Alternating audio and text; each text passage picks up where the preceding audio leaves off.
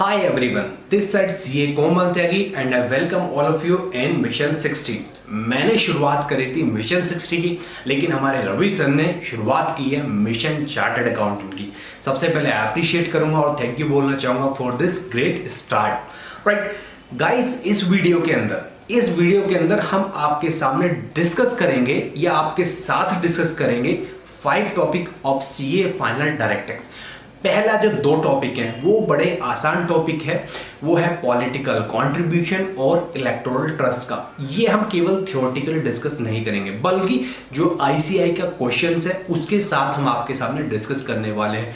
उसके बाद एक टॉपिक हम लेंगे फॉरेन टैक्सेशन से, जो है इक्वलाइजेशन लेवी। टॉपिक काफ़ी आसान है, सारे के सारे जितने भी आईसीआई ने क्वेश्चन दिए हुए हैं वो पूरा का पूरा वीडियो में कवर करेंगे। उसके बाद बड़ा इंटरेस्टिंग टॉपिक है ई असेसमेंट स्कीम। 2019 फाइनेंस एक्ट में टॉपिक आया और ये टॉपिक इंडिया का फ्यूचर है। You will love this topic after watching the video. और उसके बाद में लास्ट टॉपिक है हमारा taxation of mutual fund. Taxation of mutual fund में केवल 3 सेक्शन है जो हम आपको काफ़ी अच्छी तरीके से एक्सप्लेन करेंगे। मैं आपसे रिक्वेस्ट करूंगा प्लीज़, ये एक रिवीजन वीडियो है और सिंसियरली आप इस वीडियो को देखें। सेक्शन नंबर 13A, जी हाँ, ये पॉलिटिकल पार्टीज कांग्रेस, बीजेपी, आम आदमी पार्टी, इनको तो आप जानते होंगे। इसके अलावा भी काफ़ी पार्टीज हैं। Income of the political parties, मैं आपको बताना चाहता हूँ, बिजनेस अगर पॉलिटिकल पार्टी बिजनेस करेगी तो बिजनेस की इनकम हमेशा टैक्सेबल होगी। इसके अलावा पॉलिटिकल पार्टीज को हाउस प्रॉपर्टी से इनकम हो सकती है। कैसे कि पॉलिटिकल पार्टीज के काफ़ी हाउस प्रॉपर्टी है, वो उनको रेंट पे दे सकती है। दूसरा क्या है, वो सेल कर सकती है हाउस प्रॉपर्टी को, तो उससे कैपिटल गेन आएगा। हो सकता है कैपिटल गेन आए, लॉस भी आ सकता है, लेकिन अगर कैपिटल गेन आया तो वो एग्जेम्प्ट होगा। Income from other sources, political parties के पास कंट्रीब्यूशन आता है। हाँ जी सर, आता है। अब कंट्रीब्यूशन को वो बैंक में जमा करेंगे, उसमें हो सकता है इंटरेस्ट है, तो वो अदर सोर्सेज की इनकम भी एग्जेम्प्ट होगी। इसके अलावा कुछ और इनकम भी हो सकती है अदर सोर्सेज की। और चौथा है वॉलंटरी कॉन्ट्रीब्यूशन रिसीव्ड, जो कंट्रीब्यूशन आता है, वॉलंटरी कॉन्ट्रीब्यूशन यानी डोनेशन जो आता है, वो भी पॉलिटिकल पार्टीज के हैंड पे एग्जेम्प्ट होता है subject to term and condition. यहाँ पे लिखा है subject to term and condition. ये देखो अब चार्ट जा रहा है subject to term and condition. ये क्या टर्म एंड कंडीशन? देखो, पॉलिटिकल पार्टीज आपको बुक्स ऑफ अकाउंट मेंटेन करने पड़ेंगे, तभी हम आपके चारों इनकम एग्जेम्प्ट करेंगे। दूसरा, पॉलिटिकल पार्टी जो भी आप 20,000 रुपए से ऊपर का आप कॉन्ट्रीब्यूशन रिसीव करेंगे, उसका प्रॉपर जिस बंदे ने कंट्रीब्यूट करा उसका नाम क्या है और उसका एड्रेस क्या है, इस तरह के आपको रिकॉर्ड मेंटेन करने पड़ेंगे। तीसरा, पॉलिटिकल पार्टीज आपको ऑडिट करानी पड़ेगी, किससे? चार्टर्ड अकाउंटेंट से। आगे पॉलिटिकल पार्टीज आप कैश में डोनेशन जो लेंगे वो केवल 2,000 रुपए तक के लेंगे। अब इसको रिलेट करो हमारे लास्ट चैप्टर से, इलेक्टोरल ट्रस्ट से। इलेक्टोरल ट्रस्ट में हमने क्या कहा था कि 1 रुपया भी इलेक्टोरल ट्रस्ट कैश से नहीं ले सकता। वो पूरा का पूरा किससे लेगा? ऑनलाइन अकाउंट्स या फिर इलेक्ट्रॉनिकली मीन के द्वारा, कैश में नहीं लेगा वो। लेकिन ये जो पॉलिटिकल पार्टीज होती है ये ले सकती है 2,000 रुपए तक। मान लो 2,000 से ज्यादा किसी 2,100-2,200 रुपए उसके पास आ गए तो डेट विल बी टैक्सेबल। 5वां, आपको रिटर्न भरनी है बिफोर द ड्यू डेट। ये तो सर एसएससी को भी भरनी होती है, चलो ठीक है। अगला क्या है कि जो भी कंट्रीब्यूशन आया था ये वाला 20,000 से ऊपर वाला, आपने क्या काम करना है, इसका रिपोर्ट करना है इलेक्शन कमीशन को बिफोर द ड्यू डेट। ये भी बिफोर द ड्यू डेट होगा। आई होप आपको ये चीज क्लियर होगी। और ये पूरा का पूरा जो चार्ट है ये रिलेट करता है सेक्शन नंबर 13A से, जिसमें कहा गया है कि पॉलिटिकल पार्टीज की इनकम अगर हाउस प्रॉपर्टी से है, कैपिटल गेन से है, अदर सोर्सेज से है या फिर वॉलंटरी कॉन्ट्रीब्यूशन है, ये एग्जेम्प्ट हो जाएगा अगर पॉलिटिकल पार्टीज ये टर्म्स एंड कंडीशन को फॉलो करें। लेकिन बिजनेस की इनकम हमेशा पॉलिटिकल पार्टीज की टैक्सेबल होगी। आगे चलें। फंडिंग कैसे होती है मैंने भी आपको पहले ही बता दिया। कैश से फंडिंग हो सकती है, अकाउंट पे चेक से हो सकती है फंडिंग, या फिर कैसे हो सकती है फंडिंग पॉलिटिकल पार्टीज को ऑनलाइन में ट्रांसफर कर दूं अपने बैंक अकाउंट से पॉलिटिकल पार्टीज के बैंक अकाउंट में, पेटीएम वगैरह से। ये सब इलेक्ट्रॉनिकली मीन माने जाते हैं, इससे फंडिंग हो सकती है। स्क्रीन पर जो आप देख सकते हैं ये है इलेक्ट्रोल बॉन्ड। इलेक्ट्रोल बॉन्ड भी एक तरीका है फंडिंग करने का। इलेक्ट्रोल बॉन्ड जनरली जो इशू होते हैं वो 1,000 रुपए का, 10,000 रुपए का, 1 लाख रुपए का, 10 लाख रुपए का, 1 करोड़ रुपए का, इस तरह होते हैं। मतलब आप चाहो कि मेरे को 11,000 रुपए का दे दो इलेक्ट्रोल बॉन्ड, तो वो पॉसिबल नहीं है। होगा कैसे, मैं हल्का सा प्रोसीजर बता देता हूँ। जो बंदा कंट्रीब्यूट करना चाहता है पॉलिटिकल पार्टीज को, वो क्या जाएगा, एसबीआई बैंक जाएगा, किसी ब्रांच में एसबीआई की जाएगा वहां से क्या है अपनी केवाईसी देगा बैंक को, ठीक है, वहां से एक इलेक्टोरल बॉन्ड ले लेगा, क्या 1000 का लेगा, 10,000 का लेगा, 1 लाख का लेगा, 10 लाख का देगा, ठीक है, यही इन्हीं टर्मिनोलॉजी में इलेक्टोरल बॉन्ड मिलेगा उसको, मिल गया बैंक को, उसने अपनी केवाईसी दी। अब बैंक क्या, वो जो बंदा जिसने इलेक्टोरल बॉन्ड बनवाया है उसकी केवाईसी किसी को लीक नहीं करेगा, ठीक है। अब जो है इलेक्टोरल बॉन्ड मिल गया उस बंदे को, उसके अकाउंट से पैसे डिडक्ट हो गए। अब वो बंदा क्या काम करेगा, वो जो इलेक्टोरल बॉन्ड है वो जिस भी पॉलिटिकल पार्टीज को वो डोनेशन करना चाहता है उसको अपना वो इलेक्टोरल बॉन्ड दे देगा, दे दिया सर। अब जब इलेक्टोरल बॉन्ड दे दिया उसने, अब पॉलिटिकल पार्टीज क्या करेगी, उसी इलेक्टोरल बॉन्ड को बैंक में जाकर एनकैश करा लेगी और पैसे ट्रांसफर हो जाएंगे पॉलिटिकल पार्टीज के अकाउंट में। सर ये क्यों आया, ये प्रोविजन इलेक्टोरल बॉन्ड का इसलिए आया, पहले क्या हो रहा था, पहले ये जो 2000 की लिमिट थी ना कैश वाली, ये 20,000 थी, यानी एक बंदा 20,000 रुपए तक कैश में दे सकता है। इसके अलावा बहुत सारा जो था दान जो हो रहा था पॉलिटिकल पार्टी को, ये डोनेशन जो हो रहा था वो गुप्त रूप से हो रहा था, सीक्रेट हो रहा था, तो उस चीज को कंट्रोल करने के लिए इलेक्टोरल बॉन्ड का स्कीम आया और साथ ही साथ जो कैश की 20,000 की लिमिट थी वो घटा के 2,000 पे कर दी, ताकि जो है पॉलिटिकल पार्टीज कैश के ऊपर डिपेंड ना हो, जबकि कैश उस टाइम पे बहुत ही ज्यादा कैश का प्रभाव हो रहा था। आगे चलते हैं, इसमें सर 2 क्वेश्चन हो रहे हैं, जिसका ये चैप्टर अच्छा है वो डायरेक्टली क्वेश्चन नंबर 1 और क्वेश्चन नंबर 2 को कर सकता है, और जिसका अच्छा नहीं है वो हमारे साथ क्वेश्चन को डिस्कस कर सकता है। 2 या 4 मिनट में पूरे के पूरे क्वेश्चन हो जाएंगे। साथ ही साथ मैं आपको बताना चाहूंगा कि जो भी बंदा पॉलिटिकल पार्टीज को डोनेशन करता है उसको डिडक्शन मिलती है अंडर सेक्शन 80 GGB इफ वो कंपनी है, 80 GGC अगर वो इंडिविजुअल्स है, ये चीज याद रहेगी। लेकिन कौन सी कंपनी इनएलिजिबल है फॉर डिडक्शन, ऐसी company PSUs, public sector unit, government company, इनको डिडक्शन नहीं मिलेगी अगर ये डोनेट कर रहे हैं पॉलिटिकल पार्टीज को। दूसरा, company age up to 3 year, ऐसी कंपनी जिन्हें अभी इनकॉर्पोरेट हुए केवल 3 साल हुए हैं, वो कंपनी अगर डोनेशन करना है आप कर दो, कोई दिक्कत नहीं है, रेस्ट्रिक्शन नहीं है, लेकिन आपको डिडक्शन नहीं मिलेगी। और याद करो यार, इसको कोरिलेट करो, सेक्शन 182 है I think so company act 2013 का, जिसमें यही कहा गया है कि एवरेज 7.5% तक कंट्रीब्यूशन हो सकता है, उसमें भी ये लिमिट दी गई है कि company should be completed 3 year, ऐसा मुझे याद आ रहा है, एक बार वो चेक कर लेना। तो वो इसी से रिलेट करता है वो concept, right.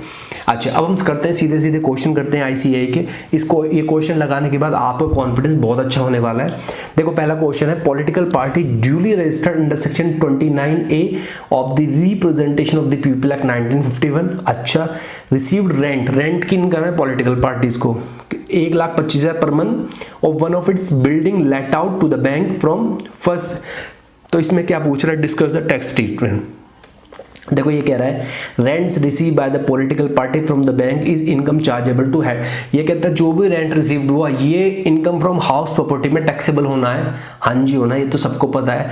However according to the provision section 13A of the income tax act, house property income shall not be included in the total income of the political party provided political party fulfil the condition. कौन सी condition, वही वाली जो हमने discuss करी थी कि political parties को अपनी बुक्स अकाउंट मेंटेन करने पड़ेंगे। 20,000 रुपए से ऊपर जो भी कंट्रीब्यूशन आ रहा है उसका क्या है, रिकॉर्ड रखना, नेम, या फिर और साथ ही साथ इलेक्शन कमीशन को रिपोर्ट देनी है before the due date, time पर रिटर्न फाइल करनी है, ऑडिट चार्टर्ड अकाउंटेंट से करानी है। यही सभी कंडीशन को फॉलो करेंगे तो ये पूरी की पूरी इनकम उसकी एग्जेम्प्ट हो जाएंगी। आप इस क्वेश्चन को कर सकते हैं। साथ ही साथ अगले क्वेश्चन पे हम आते हैं, 3 मिनट में ये भी क्वेश्चन हो जाएगा। ये वीडियो ज़्यादा से ज़्यादा हार्डली 10 मिनट का टाइम लेगी। देखो ये कह रहा है कि books account maintain by the national party registered with the election commission for the year ended 31 March 2020 discuss the following receipt, calculate the total income from the rent property let out. 10 lakh rent property है, हो सकती है exempt अगर condition follow करे। हाँ जी sir. Interest, other sources की income, ये भी एग्जाम्प्ट हो सकती है अगर कंडीशन फॉलो करे। Contribution from 100% who have secreted, देखो यार मतलब रिकॉर्ड ही नहीं है तो ये तो टैक्सेबल होगी। Contribution from 10% bye way of electoral bond, electoral bond से आप कितना भी कर सकते हो, 1,000, 2,000, 10,000, 1 लाख, 10 लाख। हालांकि यहाँ पे इंस्टीट्यूट में 25,000 दे रखा है, मेरे को समझ में नहीं आया क्योंकि टर्मिनोलॉजी 1,000, 10,000, 1 लाख ही होती है, बट फिर भी ये एग्जेम्प्ट होगा, राइट। ये भी एग्जेम्प्ट होगा। आगे लिख रहा है कैश कंट्रीब्यूशन 2100 ईच, 2100 अलाउड नहीं है, 2000 तक का अलाउड है, तो ये टैक्सेबल होगा। Net profit of canteen business का है, बिजनेस का टैक्सेबल होगा। कैश कंट्रीब्यूशन 1100 है, 2000 तक की लिमिट में कवर है, ये एग्जेम्प्ट होगा। कंट्रीब्यूशन फ्रॉम 100% अकाउंट पे चेक से एग्जेम्प्ट होगा। आई होप आपको ये चीज क्लियर हुई होगी। जैसा कि आप स्क्रीन पे देख सकते हैं, आज का हमारा टॉपिक है taxation of electoral trust along with practical problems. जी हाँ, प्रैक्टिकल प्रॉब्लम्स तो हम हर अपनी वीडियो में डिस्कस करते हैं। हम ट्राई करते हैं, कोशिश करते हैं कि मैक्सिमम प्रैक्टिकल प्रॉब्लम्स क्लास में ही हो जाए ताकि कॉन्सेप्ट में अच्छी बेहतर पकड़ आ जाए। स्टार्ट करते हैं टॉपिक को। सबसे पहले what is electoral trust. Electoral trust क्या एक नॉन प्रॉफिट ऑर्गेनाइजेशन होती है इलेक्टोरल ट्रस्ट। दूसरा, designed to bring the more transparency in the funds provided by the corporate entities। corporate entities fund provide करती हैं किसके लिए? political parties को for their election। तो ये better transparency लेके आता है electoral trust। क्वेश्चन आता है कि सर आपने इसके बारे में एक्सप्लेन तो नहीं किया, सीधा क्यों आगे? देखो दोस्त, एक स्लाइड अगर मैं यहाँ पे एक्सप्लेन कर दूं तो ये टॉपिक तकरीबन 30 मिनट्स आपकी कवरेज कर लेगा। लेकिन वीडियो में क्या देखा जाता है, जनरली सीए फाइनल का स्टूडेंट जो डिमांड करता है वो कहता है कि मेरे को एकदम से क्रक्स बताइए जो मेरा पॉइंट टू पॉइंट एग्जामिनेशन के पॉइंट ऑफ व्यू से हो। तो उसी के पॉइंट ऑफ व्यू से वी आर डिस्कसिंग मुश्किल 10-12 मिनट में पूरा का पूरा चैप्टर विद 2 प्रैक्टिकल प्रॉब्लम हमारा ये कवर अप हो जाएगा। आगे बढ़ते हैं। पहले हमने क्या किया, ये नॉन प्रॉफिट ऑर्गेनाइजेशन होती है। दूसरा क्या, ट्रांसपेरेंसी लाता है किसमें, जो कंपनी कॉर्पोरेट एंटिटीज प्रोवाइड करती है funds to the political parties, उस चीज में बेटर ट्रांसपेरेंसी लाता है। ओके, ये कहता है अगला क्वेश्चन है कंट्रीब्यूशन टू इलेक्टोरल ट्रस्ट। कौन इलेक्टोरल ट्रस्ट में कंट्रीब्यूट कर सकता है? देखो, इंडियन सिटीजन कर सकता है। इंडियन सिटीजन कौन सा? रेजिडेंट भी, नॉन रेजिडेंट भी। यहां पे वर्डिंग यूज हुई है केवल इंडियन सिटीजन, तो चाहे वो नॉन रेजिडेंट हो चाहे वो रेजिडेंट हो। दूसरा, company which is registered in India, ऐसी कंपनी जो रजिस्टर्ड है किसमें? इंडिया में। ओके। दूसरा, एचयूएफ या फिर फर्म, ठीक है। एओपी बीओआई, एओपी बीओआई बहुत सारे लोगों का क्वेश्चन होता है, एओपी बीओआई क्या होता है, कंफ्यूजन आ जाता है। देखो, एओपी होता है association of person, person include individual, person include firm, person include company, इन सब का कॉम्बिनेशन क्या होगा? AOP. BOI body of individuals, केवल इंडिविजुअल्स का ग्रुप बीओआई कहलाता है। देखो आगे क्वेश्चन आता है रिसिप्ट या फिर स्लिप फॉर कंट्रीब्यूशन। देखो, इलेक्टोरल ट्रस्ट में कंट्रीब्यूट कौन करता है, ये हमने कवर अप किया था यहाँ पे। जी, ये कर सकते हैं। अब जब ये कंट्रीब्यूशन करते हैं या फिर डोनेशन करते हैं तो उनको एक रिसिप्ट मिलता है, रसीद जिसे बोलते हैं, रसीद जी मैंने इतना डोनेशन करा है, तो उसमें क्या क्या मेंशन होगा, ये क्वेश्चन आ सकता है। देखो, नेम या फिर एड्रेस ऑफ कॉन्ट्रीब्यूटर, जो बंदा कॉन्ट्रीब्यूशन कर रहा है उसका नेम या फिर एड्रेस क्या है, उस बंदे का पैन क्या है, अगर वो बंदा नॉन रेजिडेंट है तो उसका पासपोर्ट, अमाउंट कितना पैसा उसने डोनेट किया है, कितना अमाउंट, मोड क्या है कि चेक से किया है या फिर किया है किसी और इलेक्ट्रॉनिक मीन से। बहुत से लोग कह रहे होंगे सर कैश से किया है। भाई साहब, कैश तो बिल्कुल नहीं अलाउड। पॉलिटिकल पार्टी वाला चैप्टर है, उसमें 2000 रुपए कैश से हो सकता है, लेकिन यहां पे एक सिंगल रुपया भी कैश से नहीं हो सकता। I think you got my point. आगे क्या होता है, डिटेल में क्या है, branch and the date of receipt, किस दिन पैसा रिसिप्ट हुआ इलेक्टोरल ट्रस्ट को, और ब्रांच किस बैंक की ब्रांच के द्वारा हुआ, राइट। नेम या फिर pan of the electoral trust, जिस ट्रस्ट ने इशू करेगा स्लिप, अपना भी तो पैन हो या क्या कहते हैं पैन नंबर और अपना नाम लिख के देगा। क्यों देगा सर? देखो, जो बंदा इलेक्टोरल ट्रस्ट को कंट्रीब्यूशन करता है वो एलिजिबल हो सकता है डिडक्शन क्लेम करने में। 80 जीजीबी सेक्शन होता है और 80 जीजीसी सेक्शन होता है। 80 जीजीबी, बी यानी बड़े लोग यानी कंपनी, अगर कंपनी इलेक्टोरल ट्रस्ट को डोनेशन देती है तो 100% डिडक्शन क्लेम कर सकती है। जीजीसी, सी माने छोटे लोग यानी अदर देन कंपनी, अगर वो इलेक्टोरल ट्रस्ट को डोनेशन देते हैं तो वो डिडक्शन क्लेम कर सकते हैं 100%। आई think you got my point. देखो, कॉन्सेप्ट हम सारा कवर करेंगे, लेकिन क्या स्टेप बाय स्टेप, जैसे जैसे क्वेश्चन आते रहेंगे। साथ ही साथ जो बंदा इशू कर रहा है स्लिप, उसका नाम, उसकी डेजिग्नेशन क्या है। आई थिंक ये पॉइंट आपको अच्छे से क्लियर हो गया। आगे चलते हैं, सबसे important point, section 13B। Section 13B क्या कहता है? सबसे पहले मेरे को कमेंट बॉक्स में लिख के बताओ सेक्शन 13A क्या है। सेक्शन 13B में बता देता हूं। देखो, सेक्शन 13B जो कहता है, 13B कहता है कि जो भी इलेक्टोरल ट्रस्ट है, हाँ जी है, उसकी इनकम एग्जेम्प्ट हो जाएगी। कब? पढ़े थे ये कहता है ओनली कंट्रीब्यूशन ऑब्लिक डोनेशन। देखो यहाँ पे पहले मैंने वर्ड लिखा है only contribution, voluntary contribution oblique donation, यानी वॉलंटरी कंट्रीब्यूशन या डोनेशन के अलावा कोई भी इनकम है इलेक्टोरल ट्रस्ट की, that will be taxable. You got my point. अब कहता है कि कंट्रीब्यूशन या फिर डोनेशन का इनकम एग्जेम्प्ट हो जाएगा, हाँ जी, under section 13B subject to some condition. क्या कंडीशन है? पहला कंडीशन है कि 95% of the aggregate donation received during the previous year along with surplus brought forward of earlier year distributed to the registered political party।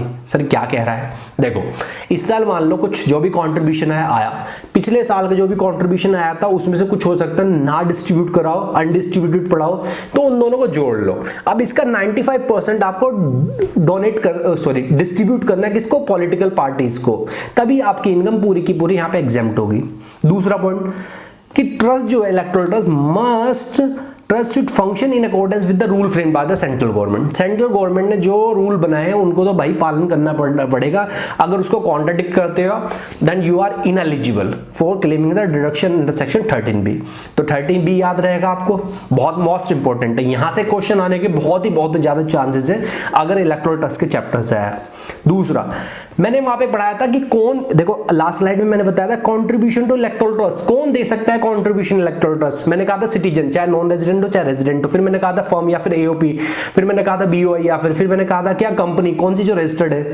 अब मैं बता रहा हूं आपको जो कौन से, ये कहता है electoral trust shall not accept the contribution. किससे कंट्रीब्यूशन नहीं ले सकता? देखो as a individual who is not resident, not citizen, sorry who is not citizen, भाई वहां पे सिटीजन का वर्ड था तो नॉन सिटीजन जो है उससे तो ले नहीं सकते। दूसरा किसी फॉरेन एंटिटी से आप नहीं ले सकते कंट्रीब्यूशन, ठीक है। एक इलेक्टोरल ट्रस्ट दूसरे इलेक्टोरल ट्रस्ट से नहीं ले सकता, right. Government companies under section 245 इससे नहीं ले सकते, या किसी फॉरेन सोर्स या फिर फॉरेन कंट्रीब्यूशन ऑर्गेनाइजेशन से नहीं ले सकते। आई think you got my point. एक छोटा सा प्रैक्टिकल क्वेश्चन है, आप मेरे को बताइए इसका आंसर। पहले एक बार पढ़ लीजिए वीडियो को पॉज करके, नहीं तो फिर मैं ही बता दूंगा। क्वेश्चन है कि electoral trust receive donation of ₹10 lakh, ठीक है जी, रिसीव हुआ। इंटरेस्ट इनकम कितनी? 1 lakh during the previous year and eligible for exemption under section 13B। Discuss the correctness of this statement.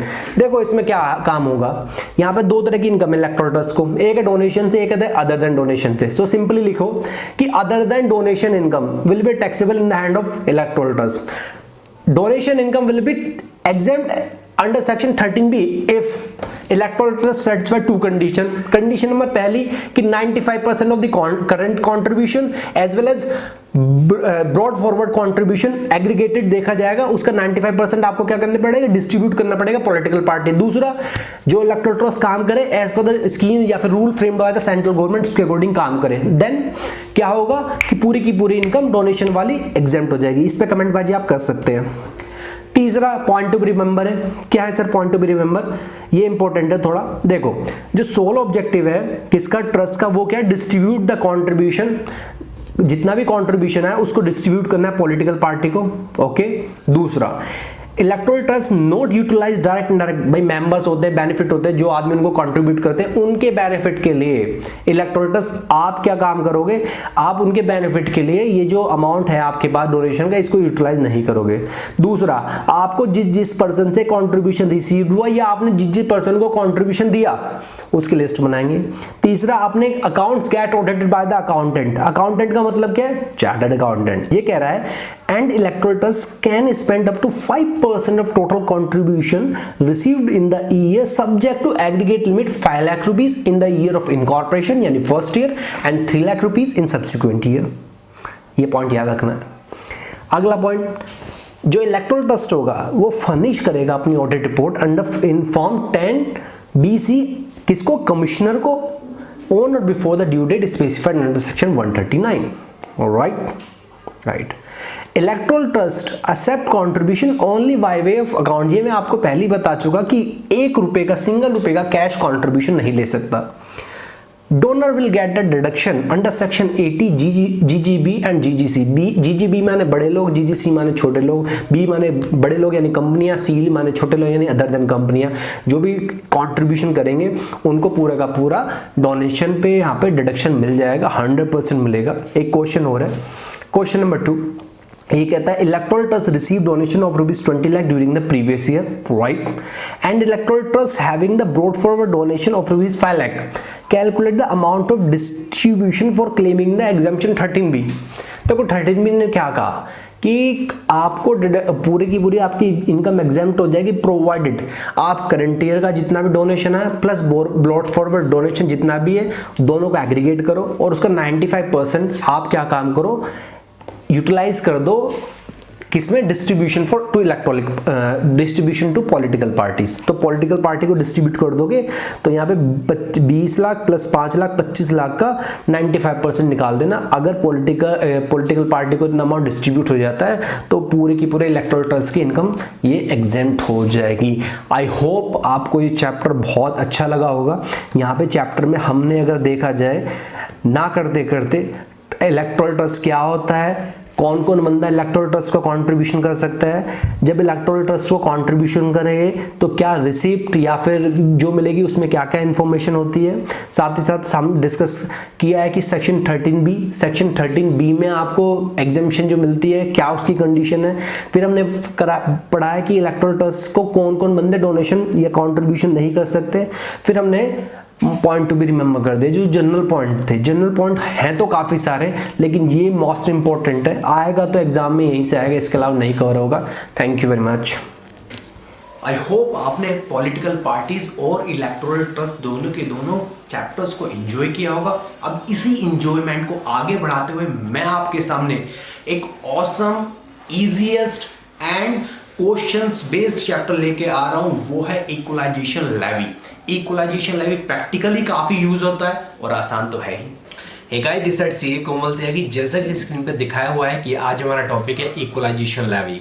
ये जो इक्वलाइजेशन लेवी का चैप्टर है ये फॉरेन टैक्सेशन से रिलेटेड है, फॉरेन टैक्सेशन में कवर्ड होता है और सीए फाइनल वाले स्टूडेंट्स के लिए काफी ज्यादा इंपॉर्टेंट है। और इस पे क्वेश्चन जो आता है वो आता है एमसीक्यू से, या तो 1 या 2 नंबर का आपको क्वेश्चन आएगा और अदरवाइज 4 या 5 पार्ट देगा और एक छोटा सा क्वेश्चन बना देगा, वो 4 मार्क्स के लिए आपका क्वेश्चन आएगा। ठीक है, समय को वेस्ट ना करते हुए डिस्कस करते हैं। पहले देखो, सबसे पहले किसी भी चैप्टर को पढ़ने से पहले जरूरी ये होता है कि ये जो इक्वलाइजेशन लेवी है क्यों आया। आप सभी को आइडिया होगा कि कुछ फॉरेन कंपनी जैसे कि फेसबुक, व्हाट्सएप आजकल आज के टाइम में क्या एक एडवर्टीजमेंट का सोर्स बनी हुई है। जिस आदमी को, जैसे मैं हूँ, मैं अब टीचिंग करने लगा हूँ, टीचिंग का अपना बिजनेस है, तो मैं क्या हूँ, मैं व्हाट्सएप के थ्रू अपना एक छोटा सा एडवर्टीजमेंट बनाऊंगा और व्हाट्सएप के थ्रू सर्कुलेट कर दूंगा, फेसबुक के थ्रू सर्कुलेट कर दूंगा। अभी तो फिलहाल मैं कुछ चार्जेस नहीं देता हूँ, लेकिन बड़े लेवल पे अगर कोई कंपनी बड़े लेवल पे अपना एडवर्टीजमेंट कराती है इन कंपनी से, फेसबुक या व्हाट्सएप से, तो अच्छा खासा अमाउंट फेसबुक या फिर व्हाट्सएप कंपनी को देती है। अब गवर्नमेंट को कोई मतलब नहीं है बिजनेस से, इलेक्ट्रॉनिकली बिजनेस हो रहा है, बढ़िया है, वेरी गुड, बढ़िया है, गवर्नमेंट को कोई दिक्कत नहीं है। गवर्नमेंट को दिक्कत है अपने टैक्स से। गवर्नमेंट चाहती है कि जब भी इनकम हो रही है अगर फॉरेन कंपनी की तो हमें कुछ ना कुछ टैक्स मिले। ठीक है, और बात भी ठीक है यार, आप इंडिया के लोगों से बिजनेस कर रहे हो और टैक्स ना दोगे वाला गवर्नमेंट को, ठीक है ना। तो इसीलिए ये कॉन्सेप्ट आया कि आपको, मैं फर्स्ट स्लाइड पे देख सकते हैं कि taxation issue relating to e commerce. जैसे कि ई कॉमर्स का बिजनेस बढ़ा वैसे बहुत सारे इशू आए, बिजनेस इलेक्ट्रॉनिकली बिजनेस से काफ़ी इशू आए, जिसमें कुछ इशू था टिपिकली टैक्सेशन इशूज कि भाई नेचर ऑफ पेमेंट क्या है, कि नेक्सस क्या है, टैक्सिंग जुरिडिक्शन क्या है, और जो ट्रांजेक्शन हो रही है वो पर्सन कहाँ पे लोकेट करते हैं। तो इन तरह के टैक्सेशन इशू है क्योंकि इसी के बेसिस पे टैक्सेशन डिटरमाइन होता है। दूसरा फिर क्या था, organisation for economic cooperation and development ने कुछ रिकमेंडेशन दी, जिसमें से कुछ फेमस रिकमेंडेशन आपके स्क्रीन पे मौजूद है। पहला था कि जो एग्जिस्टिंग डेफिनेशन थी परमानेंट एस्टेब्लिशमेंट की उसको ही चेंज कर दे। दूसरा था कि हम एक वर्चुअल प्लेस ऑफ बिजनेस का कॉन्सेप्ट लेके आए। तीसरा था कि हम यार एक टैक्स लगाएं, फाइनल विदहोल्डिंग टैक्स लगाएं कुछ सर्टेन पेमेंट्स पे। I hope you are connecting me. मैं आपसे बातें कर रहा हूं ये महसूस करके कि आप मेरे सामने हैं और आपका क्वेश्चन मेरे को आ रहा है और क्वेश्चन का मैं आपको आंसर दे रहा हूं, ठीक है ना। तो ये जो इक्वलाइजेशन लेवी का कॉन्सेप्ट था आपको अंडरस्टैंडिंग हो गई होगी। जैसे ई कॉमर्स का बिजनेस आया बहुत सारे इश्यूज आए जिसमें कि टैक्सेशन इश्यूज काफी इंपॉर्टेंट थे, उसके लिए काफी रिकमेंडेशन आई, उनमें से 3 रिकमेंडेशन इंपॉर्टेंट थी और जो थर्ड वाली रिकमेंडेशन थी कि imposing the final with holding tax on growth certain basis, इसी के बेसिस पे इक्वलाइजेशन लेवी का कॉन्सेप्ट इजाद हुआ। नेक्स्ट स्लाइड, सेक्शन नंबर 165 जो कहता है वो कहता है कि जो इक्वलाइजेशन लेवी है वो 6% के हिसाब से लगेगा किस चीज पे, the amount of consideration for the specified services, अच्छा, received or receivable by the non resident not having the PE in India from a resident in India who carries the business or a non-resident having the PE in India। इस line को अगर आप समझ गए तो पूरा का पूरा चैप्टर समझ गए। ये लाइन ये कह रही है कि अगर एक बंदा जो रेजिडेंट है इंडिया का और वो अपना इंडिया में बिजनेस कर रहा है, वो किसी तरह की स्पेसिफाइड सर्विस ले रहा है किससे, उस नॉन रेजिडेंट से जिसका इंडिया में परमानेंट एस्टेब्लिशमेंट नहीं है, और जो स्पेसिफाइड सर्विस ले रहा है उसके बदले जो कंसिडरेशन देगा किसको, नॉन रेजिडेंट जिसका इंडिया में परमानेंट एस्टेब्लिशमेंट नहीं है। तो भाई जब भी आप कंसिडरेशन उसको दो, जब भी उसको पेमेंट करो उससे जो सर्विस ली है तो 6% इक्वलाइजेशन लेवी काट के पेमेंट करो बस। दूसरा क्या कह रहा है, ये तो था रेजिडेंट। अब पेमेंट कौन दे सकता है, एक नॉन रेजिडेंट दे सकता है जिसका इंडिया में परमानेंट एस्टेब्लिशमेंट है, ठीक है। तो देने वाले कौन, पेयर कौन है, रेजिडेंट जो बिजनेस करता है इंडिया में, दूसरा कौन है, जो नॉन रेजिडेंट जिसका इंडिया में परमानेंट एस्टेब्लिशमेंट है, ठीक है ना। तो ये दोनों पे करेंगे कंसिडरेशन किसको, रिसीवर कौन होगा, वो नॉन रेजिडेंट जिसका इंडिया में परमानेंट एस्टेब्लिशमेंट नहीं है। क्लियर। अच्छा, अब होना क्या चाहिए इनके बीच में, स्पेसिफाइड सर्विस होना चाहिए। स्पेसिफाइड सर्विस क्या होते हैं, नीचे लिखा हुआ है, ऑनलाइन एडवर्टीजमेंट या फिर provision for digital advertisement space, या फिर थर्ड है कोई ऐसी सर्विस जो सेंट्रल गवर्नमेंट ने स्पेसिफाइड की है। क्लियर। अच्छा, फिर गवर्नमेंट कहती है कि हम यार छोटे आदमियों को नहीं पकड़ेंगे। छोटे आदमी कौन, ऐसे आदमी जो नॉन रेजिडेंट जिसका इंडिया में परमानेंट एस्टेब्लिशमेंट नहीं है उसको पेमेंट कर रहे हैं up to 1 lakh during the previous year. यानी छोटे आदमी को रहने दो, छोटे आदमी को बेचारों को छोड़ो, नहीं तो कहां तक वो बेचारे इक्वलाइजेशन लेवी काटेंगे। आप भी लोग हैं, मैं भी हूं, मैं यूट्यूब यूज करता हूं, मैं फेसबुक से एडवर्टीजमेंट करता हूं। अभी वैसे मैंने ज्यादा पेमेंट करी नहीं है, मुश्किल से 1000 या 1200 का सब्सक्रिप्शन लिया हुआ है मैंने जूम का, तो एक छोटे सा पेमेंट है। तो छोटे छोटे लोगों को गवर्नमेंट ने छोड़ दिया, कह रहा है 1 लाख रुपए तक का आप पेमेंट कर सकते हो, इक्वलाइजेशन लेवी काटने की जरूरत नहीं है। इससे ऊपर करोगे तो इक्वलाइजेशन लेवी काटना है, राइट। अच्छा, दूसरा गवर्नमेंट कह रहा है, तो गवर्नमेंट कहती है कि यार देखो, अगर रेजिडेंट अपने बिजनेस के लिए ही पेमेंट कर रहा है नॉन रेजिडेंट को तो वैलिड है चीज, अदरवाइज पर्सनल यूज के लिए कर रहा है तो रहने दो, अदर देन बिजनेस के लिए कोई दिक्कत नहीं है, no need to deduct the equalisation levy. अब स्लाइड नंबर 3 पे आ जाओ। ये एक छोटा सा क्वेश्चन है, इसको कर लेना, पास्ट एग्जाम का क्वेश्चन है, मैं हल्का सा एक्सप्लेन कर देता हूं। रघुराम कंपनी लिमिटेड है, Mumbai entered into the following agreements with the various non resident entities during the previous year 1920। ये कहता है एक रघुराम कंपनी है, इंडियन कंपनी है, उसने एंटर्ड किया एग्रीमेंट में किसके साथ, बहुत सारे नॉन रेजिडेंट के साथ। 3 डिफरेंट केस दिए हुए हैं, पहला केस देख लेते हैं। पहले एग्रीमेंट के तहत 4 लाख रुपए पे किए टू नेल इनकॉर्पोरेशन कंपनी जो थी यूएस से बेस्ड। अच्छा, किसके लिए, फॉर ऑनलाइन एडवर्टाइजमेंट, ठीक है, ऑफ इट्स प्रोडक्ट, ठीक है। And nail incorporation USA does not have permanent establishment in India. अब आप अपनी कंडीशन लगाओ पहले पेज पे। पहले पेज में पहली कंडीशन क्या थी कि जो पेमेंट करनी है वो किसको करनी है, नॉन रेजिडेंट जिसकी पीई इंडिया में नहीं है। हाँ जी, ठीक है, सेटिस्फाइड।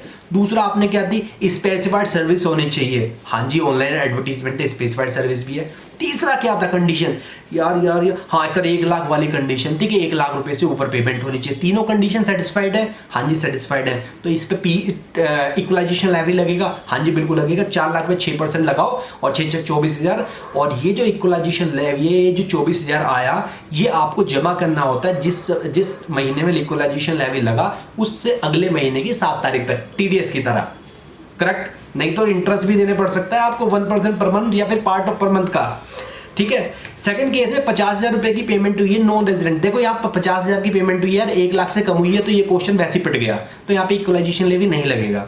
थर्ड केस इंपॉर्टेंट है कि 1,55,000 पे करा टू LOX लिमिटेड को for providing the platform for sale of its used furniture, और जो LOX लिमिटेड है वो क्या न्यूजीलैंड कंपनी है जिसका इंडिया में परमानेंट एस्टेब्लिशमेंट नहीं है। देखो न्यूजीलैंड यानी नॉन रेजिडेंट तो है और परमानेंट एस्टेब्लिशमेंट इंडिया में भी नहीं है, और पेमेंट भी 1 लाख से ऊपर है, पर क्या ये स्पेसिफाइड सर्विस है?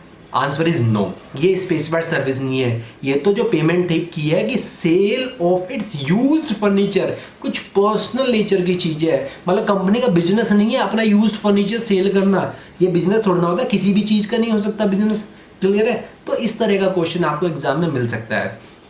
आई होप आपको मजा आ रहा होगा, ठीक है। आगे अब 165 सेक्शन करा था जो इक्वलाइजेशन लाइन बताता है, अब भाई 166 सेक्शन करेंगे हम। 166 ये कहता है collection recovery of equalisation, simple सी बात कहता है 6% के हिसाब से काटना है और कलेक्ट करके अगले महीने की 7 तारीख तक जमा करा देना है। नहीं जमा कराया तो आपको इंटरेस्ट देना पड़ेगा 1% of such levy for every month या फिर पार्ट ऑफ मंथ, क्लियर है। अच्छा क्या सर पेनल्टी भी है? पेनल्टी भी है। देखो पेनल्टी 2 तरीके से है यहाँ पे, एक तो आपने डिडक्ट ही नहीं करा इक्वलाइजेशन लेवी, दूसरा डिडक्ट तो किया लेकिन जमा नहीं कराया। तो जिस केस में डिडक्ट ही नहीं किया यानी बड़ा अपराध किया, गवर्नमेंट कहती है डिडक्ट नहीं किया ये बड़ा अपराध है, हालांकि टीडीएस का प्रोविजन करते थे काट के जमा नहीं किया वो बड़ा अपराध होता था, ठीक है। अच्छा इक्वलाइजेशन लेवी कि आपने डिडक्ट ही नहीं किया, तो देखो इक्वलाइजेशन डिडक्ट नहीं किया तो भाई अपने पॉकेट से इक्वलाइजेशन दे, प्लस अगर तूने लेट जमा कराया तो उसका इंटरेस्ट भी दे, और पेनल्टी कितनी है? Equivalent to equalisation levy. जैसे हमारा फर्स्ट केस हमने करा था 4 लाख रुपए पे इक्वलाइजेशन लेवी 6 चौक 24,000 था, तो 24,000 ही पेनल्टी लग जाएगी अगर नहीं काटा आपने इक्वलाइजेशन लेवी, क्लियर है। दूसरा ये कहता है फेलियर टू पे, यानी इक्वलाइजेशन लेवी यहाँ पे काट लिया लेकिन जमा नहीं किया, तो भाई पहले तो इक्वलाइजेशन लेवी दे। इंटरेस्ट अगर लेट पेमेंट जमा करता है तो 7 तारीख के बाद जमा करता है तो इंटरेस्ट भी लग जाएगा। और इसमें पेनल्टी थोड़ा सा कंसेशनल है, मान लो आपने काट लिया लेकिन काट के जमा नहीं करा, कहते हैं 1000 per day subject to maximum equalisation levy, ठीक है। साइड में मैंने एक चीज बताई हुई है कि disallowance of such expenditure in the hands of pair. ऐसा होता है आपने काटा ही नहीं या काट के जमा नहीं करा, रिलेट करो टीडीएस से। टीडीएस में भी क्या होता था, अगर एसएससी काटता नहीं, काट के जमा नहीं करता तो क्या है वो चीज डिसअलाउड हो जाती थी, मतलब ये पेमेंट का खर्चा डिसअलाउड हो जाएगा, ठीक है ना। तो अब क्या करना है, जिस साल में जमा करोगे उस साल में वो चीज अलाउड हो जाएगी, सिंपल सी बात है। अब कहोगे कि सर ये ड्यू डेट वाला कॉन्सेप्ट लगता है कि ड्यू डेट से पहले ये जमा करा दिया तो क्या खर्चा अलाउड हो जाएगा? रिटर्न की ड्यू डेट, हाँ जी अलाउड हो जाएगा, ठीक है। इस स्लाइड में मैं रख देता हूँ। देखो थोड़ा सा दिक्कत आ रहा था तो लैपटॉप से ना पढ़ा के मैं थोड़ा प्रिंट निकाल के पढ़ा रहा हूँ और मुझे काफ़ी अच्छा लग रहा है, ठीक है ना, आइज पे कम जोर पड़ रहा है, ठीक है। क्वेश्चन नंबर 3 इंपॉर्टेंट MCQ का क्वेश्चन है कह रहा है कि Raghu limited made a payment of ₹3 lakh, अच्छा, on 30/6/2019 providing procuring online advertisement space to a foreign company which had no place of business in India. The company remitted the equalization on 23rd March 2020. Calculate करना है interest and calculate करना है penalty. Condition देखो equalisation लगता भी है या नहीं, क्योंकि इंटरेस्ट पेनल्टी की तो बात तभी आएगी जब इक्वलाइजेशन लगे। देखो पेमेंट नॉन रेजिडेंट को ही है, हाँ जी हुई है। देखो उसका परमानेंट एस्टेब्लिशमेंट नहीं है ना इंडिया में, हाँ जी नहीं है वो भी चीज़। अच्छा पेमेंट देखो 1 लाख से ऊपर है, हाँ जी 1 लाख से ऊपर है। ये देखो यार स्पेसिफाइड सर्विस भी है, हाँ सर स्पेसिफाइड सर्विस है, ये एडवर्टीजमेंट स्पेस वगैरह का है, हाँ बिल्कुल ठीक है। तो यानी इक्वलाइजेशन लेने का कॉन्सेप्ट आता है। अच्छा कब तक जमा कराना है? पेमेंट कब करी थी? 30/6 को करी थी। मैंने अभी क्या बताया था कि आपको अगले महीने की 7 तारीख तक जमा कराना है, यानी 7 जुलाई 2019 तक जमा कराना है, क्लियर। अच्छा अब एक्चुअल में कब जमा कराया है? 23 मार्च 2020 को कराना है, यानी 7 जुलाई तक का तो तुम्हारे पास टाइम था, यानी 8 जुलाई से लेके 23 मार्च 2020 तक का इंटरेस्ट कैलकुलेट कर देना 1% के हिसाब से पर मंथ या पार्ट ऑफ मंथ, नीचे आंसर दिया मैच कर लेना। दूसरा क्या है, एक पेनल्टी कितनी है? देखो पेनल्टी सेकंड केस लगेगा क्योंकि इसने यहाँ पे इक्वलाइजेशन लेवी काटा है लेकिन रेमिट बाद में किया है। अगर मान लो रेमिट ही नहीं करता, काटता ही नहीं, तो इक्वलेंट टू इक्वलाइजेशन लेवी आ जाता है इसके ऊपर पेनल्टी। लेकिन जहां पे काट लेता है, डिडक्ट कर लेता है इक्वलाइजेशन लेवी, लेकिन गवर्नमेंट को जमा नहीं कराता, वहां पे 1000 per month subject to maximum equalisation levy. I hope you are connecting में। नीचे मेरा नंबर दिया हुआ है, इसके बाद भी कोई किसी बच्चे को कोई दिक्कत आ रही हो, यू कैन कॉल, व्हाट्सएप नहीं, कॉल मत करना प्लीज। अच्छा, अब आते हैं 167 सेक्शन। 167 सेक्शन क्या कहता है? ये कहता है कि भाई आपको एक इक्वलाइजेशन लेवी स्टेटमेंट है वो भी सबमिट करना पड़ेगा। कब तक? 30 जून, जैसे ही आपका जिस फाइनेंशियल ईयर में आपने पेमेंट की है वो जैसे ही एंड हो जाता है, उससे अगला जो अपना आपका ईयर आएगा फाइनेंशियल ईयर, उसके 30 तारीख तक जमा कराना है। सर जैसे रिटर्न की डेट 31 जुलाई होती है, 30 सितंबर होती है, उसी तरह के 30 जून है क्या? बिल्कुल उसी तरह है। बिलेटेड रिटर्न या फिर रिवाइज रिटर्न का कोई ऑप्शन है? हाँ जी है। 2 year from the end of the financial year, ठीक है ना, जिस साल में पेमेंट करी उस साल के एंड से 2 साल का टाइम है, ठीक है भैया। नीचे एक एग्जाम्पल है, देख लियो खुद। आगे कहता है 168 सेक्शन कहता है इंटीमेशन। आपको याद हो गया असेसमेंट में 143(1) का इंटीमेशन होता है। आप सभी ने रिटर्न भरते हो, आपको इंटीमेशन आता है कि कोई एक्यूरेसी, अर्थमेटिकल एरर वगैरह है तो वो सब रिमूव कर दी जाती है। आपका कोई टैक्स पेबल बनता है तो इंटीमेशन बताया जाता है, रिफंड बनता है तो वो बताया जाता है। तो इसमें भी इसी तरह का इंटीमेशन आता है 168 सेक्शन में। टाइम लिमिट क्या है कि ये इंटीमेशन आ सकता है 1 साल के अंदर अंदर। कब से? जिस साल में आपने पेमेंट करी उस साल के एंड से 1 साल, ठीक है ना, 1 साल के अंदर। अच्छा, मान लो इंटीमेशन में कुछ ज्यादा टैक्स आया और एओ इंटीमेशन देना भूल गया, क्या वो 1 साल के बाद इंटीमेशन दे सकता है? आंसर इज नो, क्योंकि टाइम ही 1 साल का है। अब आता है कि एओ ने कुछ गलती कर दी, मान लो, ठीक है ना, एओ ने कुछ गलती कर दी, इंटीमेशन भेजा, यहाँ पे भेजा, पहले केस में भेजा ही नहीं था, 1 साल के बाद भेज ही नहीं सकता, फिर वो अब भेजेगा भी इनवैलिड मान लिया जाएगा। अब 169 कहता है कि इंटीमेशन भेजा, 1 साल के अंदर अंदर भेजा, लेकिन कुछ गलती कर दी इंटीमेशन में, तो भाई वो क्या रेटिफिकेशन हो सकता है, रेटिफाई हो सकता है? बिल्कुल हो सकता है। जिस साल इंटीमेशन भेजा उस साल के एंड से 1 साल और ले लो आपका टाइम, ठीक है। 172 सेक्शन कहता है, जो मैंने पेनल्टी बताई थी ना, इक्वलाइजेशन काटा नहीं या काट के जमा नहीं करा, इक्विवेलेंट टू इक्वलाइजेशन लेवी या 1000 per month subject to maximum equalisation levy, वो चीज पेनल्टी ऐसे नहीं कि एकदम लग जाएगी, हर एसएससी पे लग जाएगी। प्रॉपर असेस 173 सेक्शन कहता है कि प्रॉपर एसएससी को अपॉर्चुनिटी ऑफ बीइंग हर्ड दी जाएगी और रीजनेबल या फिर सफिशिएंट कोज होगा अगर एसएससी के पास, तो उसको वो पेनल्टी माफ कर दी जाएगी। लेकिन 172 सेक्शन और छूट गया। ये 172 क्या कहता है? ये जो अभी हमने रिटर्न की बात करी थी ना, इक्वलाइजेशन लेवी रिटर्न जो होती थी, ये स्टेटमेंट जो 30 जून तक जाता था, ये कहता है अगर ये फर्निश नहीं कर रहे ना आप तो 100 रुपये पर डे की पेनल्टी है भाई साहब, ठीक है, याद रखना है, ये इंपॉर्टेंट है, एमसीक्यू में ये क्वेश्चन आ सकता है। अच्छा, अब मान लो एओ ने हमारे अगेंस्ट को एक ऑर्डर दे दिया, अगेंस्ट ऑर्डर दे दिया, तो 174 सेक्शन पता है क्या कहता है कि आप एओ के ऑर्डर के अगेंस्ट सीआईटी अपील में जा सकते हो। फॉर्म नंबर 3 चाहिएगा, फीस लगेगी 1000 रुपये की और 30 दिन के अंदर आप जा सकते हो। मान लो सीआईटी अपील ने भी हमारे अगेंस्ट दे दिया, आप आईटीएटी में जा सकते हो। फॉर्म नंबर 4 चाहिएगा, फीस लगेगी 1000 रुपये की और टाइम है 60 दिन का, ठीक है। अब आता है 176 सेक्शन, वो कहता है कि भाई साहब अगर आपने फॉल्स स्टेटमेंट फर्निश कर दिया ना तो 3 साल की सजा देंगे, साथ में फाइन भी लगाएंगे। सेक्शन 40 ये सेक्शन वही है नॉन रेजिडेंट का कि भाई अगर आपने इक्वलाइजेशन लेवी काटा ही नहीं या काट के जमा नहीं करा तो वो चीज़ डिसअलाउड हो जाएगी, ठीक है ना, वो उस चीज़ का आपको बेनिफिट नहीं मिलेगा और तब मिलेगा जिस साल में आप जमा करोगे, जस्ट लाइक टीडीएस। अच्छा, इसकी स्लाइड नंबर 9 पे आ जाइए। देखो यहाँ पे क्वेश्चन नंबर 4, क्वेश्चन नंबर 5 दिया हुआ है, ये स्टडी मैट का क्वेश्चन है, आप प्लीज खुद से पढ़ लेना, ना दिक्कत हो तो मेरा नंबर मैंने आपको ऑलरेडी दे दिया, यू कैन आस्क मी।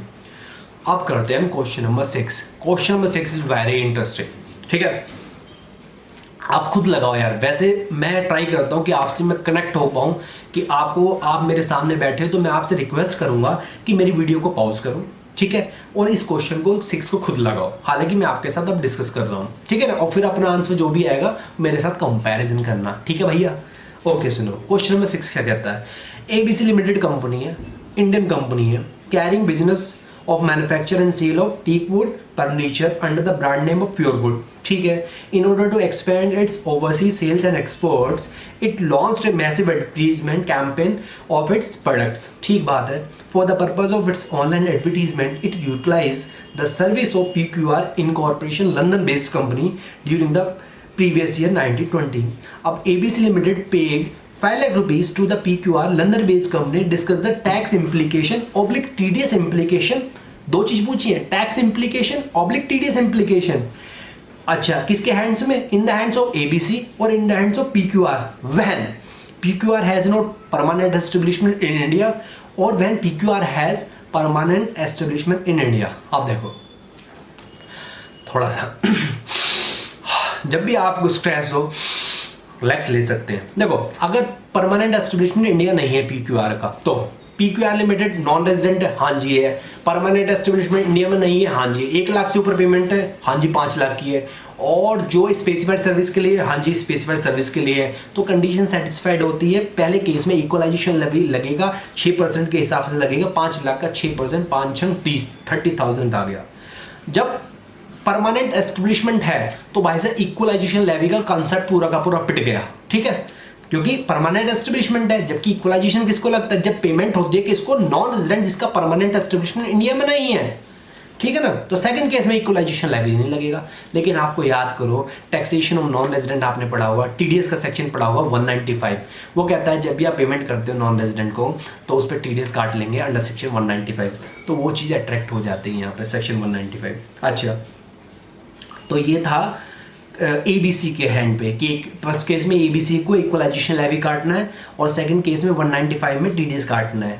अब पीक्यूआर कंपनी के हैंड में क्या होगा? देखो अगर कंपनी का ना इसका इक्वलाइजेशन लेवी कट जाता है ना, तो मैं आपको बता देता हूँ सेक्शन नंबर 1050 होता है। वो कहता है कि अगर किसी उस फॉरेन कंपनी का जिसका इंडिया में परमानेंट एस्टेब्लिशमेंट नहीं था उसको पेमेंट मिली है इक्वलाइजेशन लेवी काट के, ठीक है ना, तो वो इनकम जो होती है एग्जेम्प्ट हो जाती है in the hands of that non resident foreign company, ठीक है। तो इसका आंसर पढ़ लेना। स्लाइड नंबर 11 पे मैंने काफ़ी बड़ा आंसर आपको दिया हुआ है भैया, ठीक है ना। और देखो स्लाइड नंबर 12 पे, ये बड़ी मेहनत है, मेरी मेहनत नहीं है सच्ची, ये आईसीआई की मेहनत है। और स्लाइड नंबर 12 पे आपको चार्ट दिया हुआ है। चार्ट क्या कह रहा है ध्यान से सुन लो, पूरा का पूरा चैप्टर को कंक्लूड कर देगा ये। एग्जाम टाइम में ये चार्ट आपको एक काम आएगा। कहता है देखो इक्वलाइजेशन लेवी है, हाँ जी 6% लगेगा जो भी कंसिडरेशन होगी, हाँ जी किसके लिए? स्पेसिफाइड सर्विस, फिर ब्रैकेट में स्पेसिफाइड सर्विस लिखा हुआ है। फिर कह रहा है कि किसको पेमेंट होनी चाहिए? उस नॉन रेजिडेंट को होना चाहिए जिसका परमानेंट एस्टेब्लिशमेंट इंडिया में नहीं है। फिर कहता है कौन पेमेंट करेंगे? या तो वो रेजिडेंट करेगा जो इंडिया में बिजनेस करता है, या फिर वो नॉन रेजिडेंट करेगा जिसका इंडिया में परमानेंट एस्टेब्लिशमेंट है, ठीक है। फिर कहता है कि 1 लाख रुपए से ऊपर पेमेंट होनी चाहिए, नहीं तो इक्वलाइजेशन लेवी नहीं लगेगा। अच्छा, वो कहता है जब भी पेमेंट करो तो 6% काटो, और काट के कब कराना है? आपको 7 तारीख ऑफ द नेक्स्ट मंथ जमा कराना है। नहीं कराया तो आगे कह रहा है कंसिक्वेंसेस कह रहा है, आप मेरे को चार्ट देख सकते हैं, ठीक है ना, पूरा का पूरा कि कह रहा है कि अगर नहीं कराया तो 1% पर मंथ या फिर पार्ट ऑफ पर मंथ के हिसाब से आपके ऊपर क्या लग जाएगा? आपके ऊपर टैक्स लग जाएगा, ठीक है, इंटरेस्ट लग जाएगा, और साथ ही साथ पेनल्टी भी लग सकती है। बहुत डिस्कस किया है पेनल्टी के ऊपर। वाह। और अब हम आते हैं स्लाइड नंबर 13 पे, और ये स्लाइड नंबर 13 आपको इस तरह की दिख रही होगी। Mission 60 equalisation levy best PPT है हमारे पास। आईसीआई के क्वेश्चन, एमटीपी पास ईयर के क्वेश्चन हम कवर करते हैं अपने वीडियोस में, अपनी क्लासेस में। नाम मेरा कोमल त्यागी है और नंबर मेरा मोबाइल नंबर दिखा हुआ है, और ऊपर सेक्शन नंबर 1050 लिखा हुआ है। ऑलरेडी मैं बता चुका, अगर किसी उस नॉन रेजिडेंट जिसका परमानेंट एस्टेब्लिशमेंट इंडिया में नहीं है, अगर उसको पेमेंट मिली इक्वलाइजेशन लेवी काट के, तो अब वो पूरी की पूरी इनकम उसके हैंड पे एग्जेम्प्ट हो जाएगी। और गाइस अब मैं आपके सामने स्टार्ट करने जा रहा हूँ ई असेसमेंट स्कीम। 2019 में ई असेसमेंट आया, यानी असेसमेंट, अब वो जो असेसमेंट अपील प्रोसीजर जो होता था ना वो तो होता ही रहेगा, लेकिन ये जो ई असेसमेंट है ना, यानी असेसमेंट को पूरे के पूरे इलेक्ट्रॉनिकली वे में कंडक्ट, तो ये इंडिया का फ्यूचर है।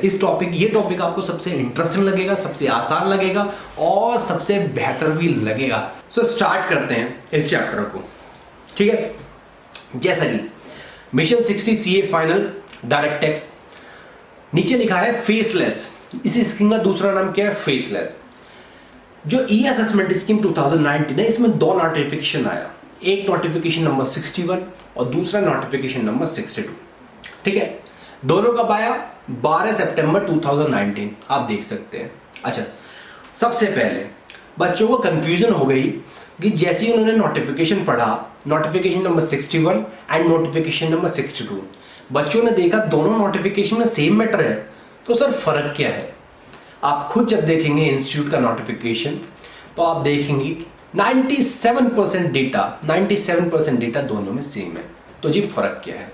जो नोटिफिकेशन नंबर 61 है उसमें जो ई असेसमेंट स्कीम 2019 है ये इंट्रोड्यूस की गई है, जबकि नोटिफिकेशन नंबर 62 जो है उसमें इस स्कीम को इफेक्टिव बनाया गया है, इफेक्टिव बनाया गया है। एक बात और बता देता हूं, कुछ बच्चों का क्वेश्चन आया कि सर जब इस मशीन को, इस स्कीम को इफेक्टिव बनाया गया तो सर क्या जो असेसमेंट पहले होते थे, हमारा best judgement assessment, regular assessment वगैरह, तो उसमें जो टाइम लिमिट थी वो क्या सर ओवररूल्ड हो जाएगा? राइट। ये जो नोटिफिकेशन नंबर 62 है ये यही बात कहता है कि हम जो स्कीम है इसको इफेक्ट में ला रहे हैं और ये ऑटोमेटिकली सारे जो पहले असेसमेंट्स होते थे उनके लिमिट्स को, उनके लॉ को ओवररूल कर देगी ये स्कीम। ठीक है, तो ध्यान रखिएगा। आगे सेक्शन क्या है? Section number 3A of subsection number 3A of section 143 notification number 61 के द्वारा, और subsection number 3B under section 143 notification number 62 के द्वारा यहां पे इंसर्ट किए गए। देखो नेक्स्ट स्लाइड पे चलते हैं। किसी भी स्कीम आने का ऑब्जेक्टिव, कोई भी स्कीम आती है उसका एक ऑब्जेक्टिव होता है, तो इसके कुछ खास ऑब्जेक्टिव है जैसे कि आप स्क्रीन पे देख सकते हैं। पहला ऑब्जेक्टिव क्या है? एलिमिनेट करना human interface between the income tax department and assessee. ठीक है, तभी तो इस स्कीम का नाम आया फेसलेस। गवर्नमेंट चाहती है कि इनकम टैक्स डिपार्टमेंट के जो टैक्स ऑफिसर्स हैं और जो असेसी है उनके बीच में ह्यूमन इंटरेक्शन ना हो। दूसरा क्या है?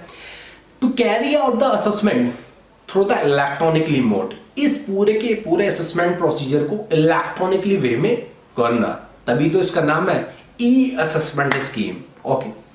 तीसरा क्या है? Reduce the scope of corruption. भाई सीधी सीधी बात है, करप्शन कैसे रिड्यूस होगा? आप चार्टर्ड अकाउंटेंट्स के बच्चे हैं, सीए फाइनल में है, मेरे से शायद आपसे बेहतर ये चीज कोई नहीं जानता होगा। जब इनकम टैक्स डिपार्टमेंट के टैक्स ऑफिसर्स का और गवर्नमेंट का आपस में इंटरेक्शन नहीं होगा, आई रिपीट, जब इनकम टैक्स डिपार्टमेंट के लोगों का और एसएससी का आपस में इंटरेक्शन नहीं होगा तो चांसेस है कि इससे करप्शन भी कम होगा। आगे, to minimise the time of litigation के टाइम में पहले एओ, फिर सीआईटी अपील, फिर आईटीएटी, फिर अगर क्वेश्चन ऑफ लॉ है हाई कोर्ट, सुप्रीम कोर्ट तक जाना है, और तो लिटिगेशन में 10 से 15 साल का समय लग जाता है आज के टाइम में देखा जाए तो इस समय को कम करना है। अच्छा, to increase the tax revenue of the department, बिल्कुल टैक्स रेवेन्यू बढ़ाना है। तो ये स्कीम का ऑब्जेक्टिव आप सभी को मालूम हो गया होगा। फिर से मैं जो स्लाइड नंबर 1 थी आपको मैं समरी करा देता हूं। स्लाइड नंबर 1 फिर से ध्यान से देखिए कि इस स्कीम का नाम क्या है? फेसलेस स्कीम है।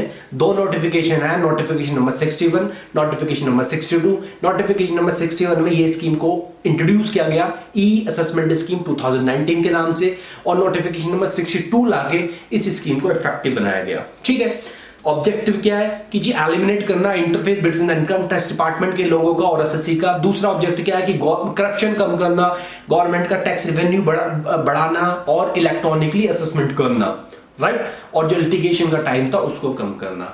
हम चलते हैं स्लाइड नंबर 3 पे। ये स्लाइड नंबर 3 जो अभी आप देख सकते हैं, ये पूरा का पूरा एक स्कोप ऑफ द स्कीम कह दो या फिर स्ट्रक्चर ऑफ द स्कीम। ये स्कीम कैसे, मतलब क्या स्ट्रक्चर है, कैसे ई असेसमेंट होगा।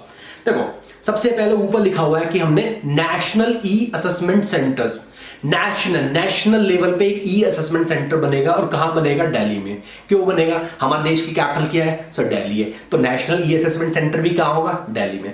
अब इस नेशनल के नीचे 8 क्या होंगे? रीजनल सेंटर होंगे।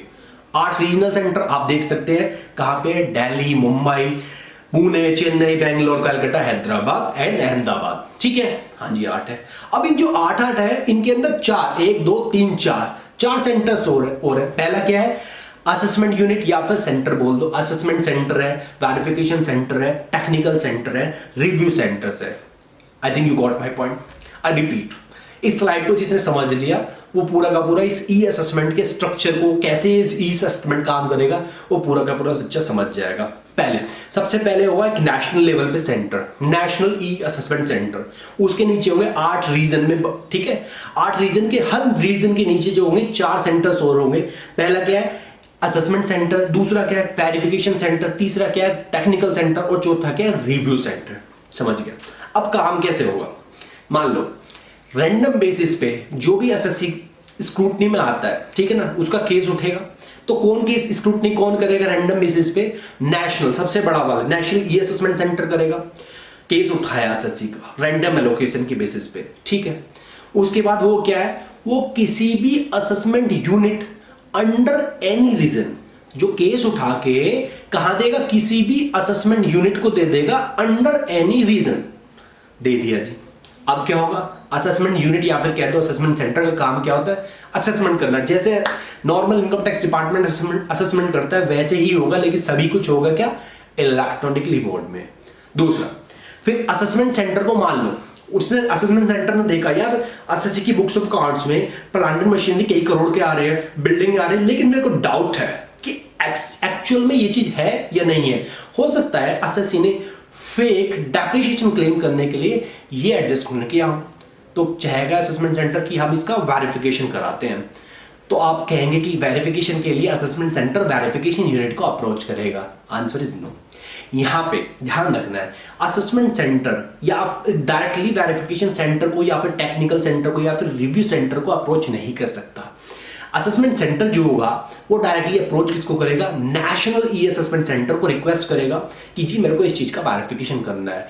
अब क्या है कि नेशनल ई असेसमेंट सेंटर किसी भी रीजन के वेरिफिकेशन सेंटर से कहेगी कि भाई उस असेसमेंट सेंटर की ये क्वेरी आई है, ये एसएससी है, इसकी डिटेल ये है, आपको क्या है इसका वेरिफिकेशन रिपोर्ट लाके दो। तो वेरिफिकेशन होगा और वेरिफिकेशन होके वेरिफिकेशन सेंटर किसको देगा, वापस से नेशनल ई असेसमेंट सेंटर उसको रिपोर्ट देगा। अब नेशनल ई असेसमेंट सेंटर उसको असेसमेंट सेंटर को फॉरवर्ड करेगा। तो दिस इज द प्रोसीजर, ठीक है।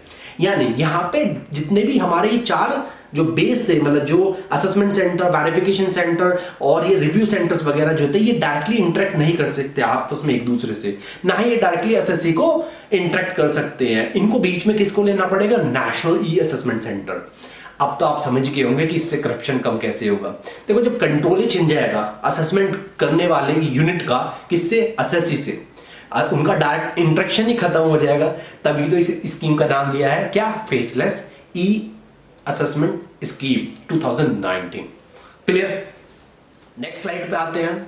देखो मैंने यहाँ पे कुछ इंपॉर्टेंट डेफिनेशन दिए फॉर द एग्जामिनेशन। तो इंपॉर्टेंट डेफिनेशन मेरे को लगता है कि यहाँ से आपके एग्जाम में 1 या 2 नंबर का क्वेश्चन बन सकता है। आप पढ़ लेना। इसमें पहले डेफिनेशन है असेसमेंट की। असेसमेंट मतलब assessment under subsection 3 of section 143, ठीक है। दूसरी डेफिनेशन इंपॉर्टेंट है, allocated allocation centre. I repeat, automated allocation system.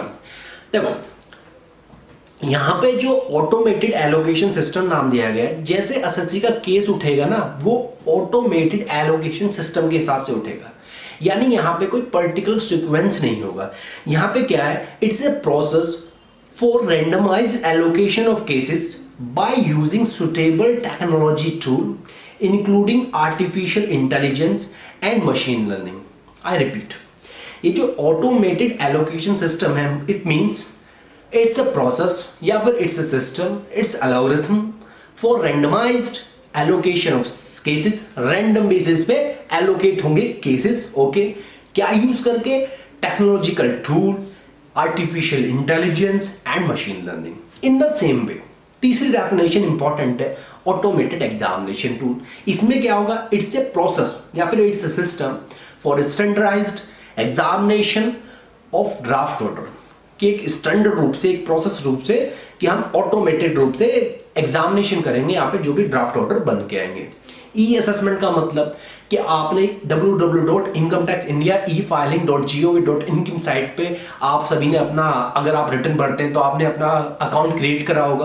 अब मान लो डिपार्टमेंट को असेसमेंट करना है, तो नोटिस कहाँ भेजेगा डिपार्टमेंट, इसी साइट पे भेजेगा। तो ठीक है, तो इसी को, ये जो जितनी प्रोसीडिंग होगी इस अकाउंट में आपका, तो इसी को क्या बोलेंगे, ई असेसमेंट बोलेंगे, ठीक है।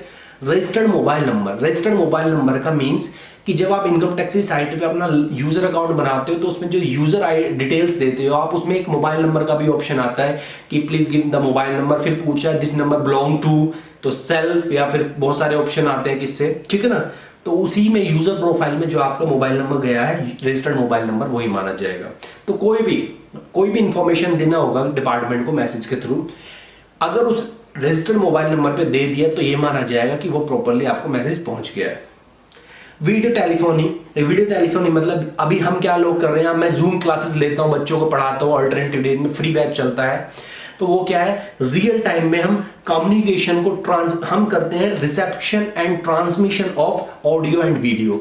ऑडियो कैसे, जो मैं बोलता हूं वो बच्चों को सडनली सुनाई देता है, और जो मैं अपनी स्क्रीन शेयर करता हूं वो वीडियो के माध्यम से उनको दिखता है। तो इसे क्या बोलते हैं, वीडियो टेलीफोनी बोलते हैं। मोबाइल ऐप का मतलब है कि एक ऐसा एप्लीकेशन सॉफ्टवेयर जो इनकम टैक्स डिपार्टमेंट बनाएगा, लेकिन अभी बनाया नहीं, बन जाएगा।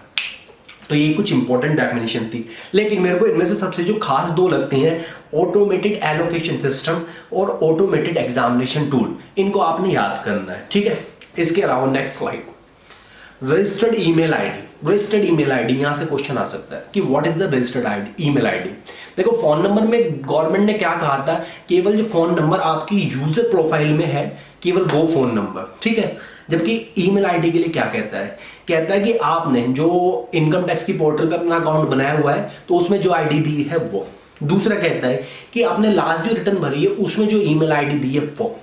तीसरा कहता है आपने पैन के लिए अप्लाई करा होगा, तो पैन नंबर वालों को जो आपने ईमेल आईडी है वो पता कैसे लगेगी, पैन नंबर वालों के डेटाबेस से। इन द सेम वे आपने आधार कार्ड के लिए अप्लाई करा होगा, तो आधार कार्ड बनवाने के टाइम पे जो भी आपने ईमेल आईडी दी है वो। अगला क्या है, अगर आप कंपनी है तो एमसीए के डेटा में जो भी आपकी ईमेल आईडी है वो।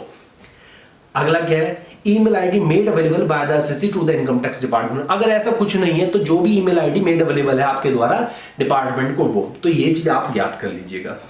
इसके बाद दो डेफिनेशन हो है, अपीलेट प्रोसीडिंग, इसको पढ़ लेना, और साथ में है authentication of electronic record. Authenticate कैसे करे जाएगा इलेक्ट्रॉनिक रिकॉर्ड को, बाय अफेक्सिंग डिजिटल सिग्नेचर, ठीक है ना, in accordance with the provision of section 3 of the IT act 2000। तो ये आईटी एक्ट 2000, अगर आपने इसका पढ़ा होगा, आप इसको सेक्शन नंबर 3 को आप बहुत अच्छे से जानते होंगे। तो ये तो इतना यहाँ पे इंपॉर्टेंट नहीं है, लेकिन ये क्वेश्चन इसका के लिए बहुत ज्यादा इंपॉर्टेंट है, ठीक है।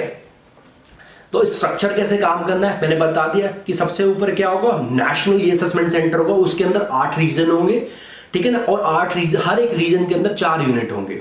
और जो नेशनल ई असेसमेंट सेंटर है, ठीक है ना, उसको कौन मॉनिटर करेगा, डायरेक्टर, प्रिंसिपल चीफ कमिश्नर या फिर प्रिंसिपल डायरेक्टर जनरल, ये इसका कमांड करेंगे, ठीक है। आगे अब नेक्स्ट स्लाइड पे आप देख सकते हैं, यहाँ पे ना ई असेसमेंट सेंटर्स की मैंने क्या है डेफिनेशन दी हुई है कि भाई नेशनल ई असेसमेंट सेंटर का काम क्या होता है, इसका काम होता है सेंट्रलाइज मैनेजमेंट करना। फिर रीजनल ई असेसमेंट सेंटर का काम क्या होता है कि इसमें एक स्मॉल ग्रुप ऑफ कमिश्नर्स का होता है, तो वो क्या है कंट्रोल करते हैं। किसको कंट्रोल करेंगे, सीधी सीधी बात है, वो 4 सेंटर्स को कंट्रोल करेंगे हर एक रीजन में।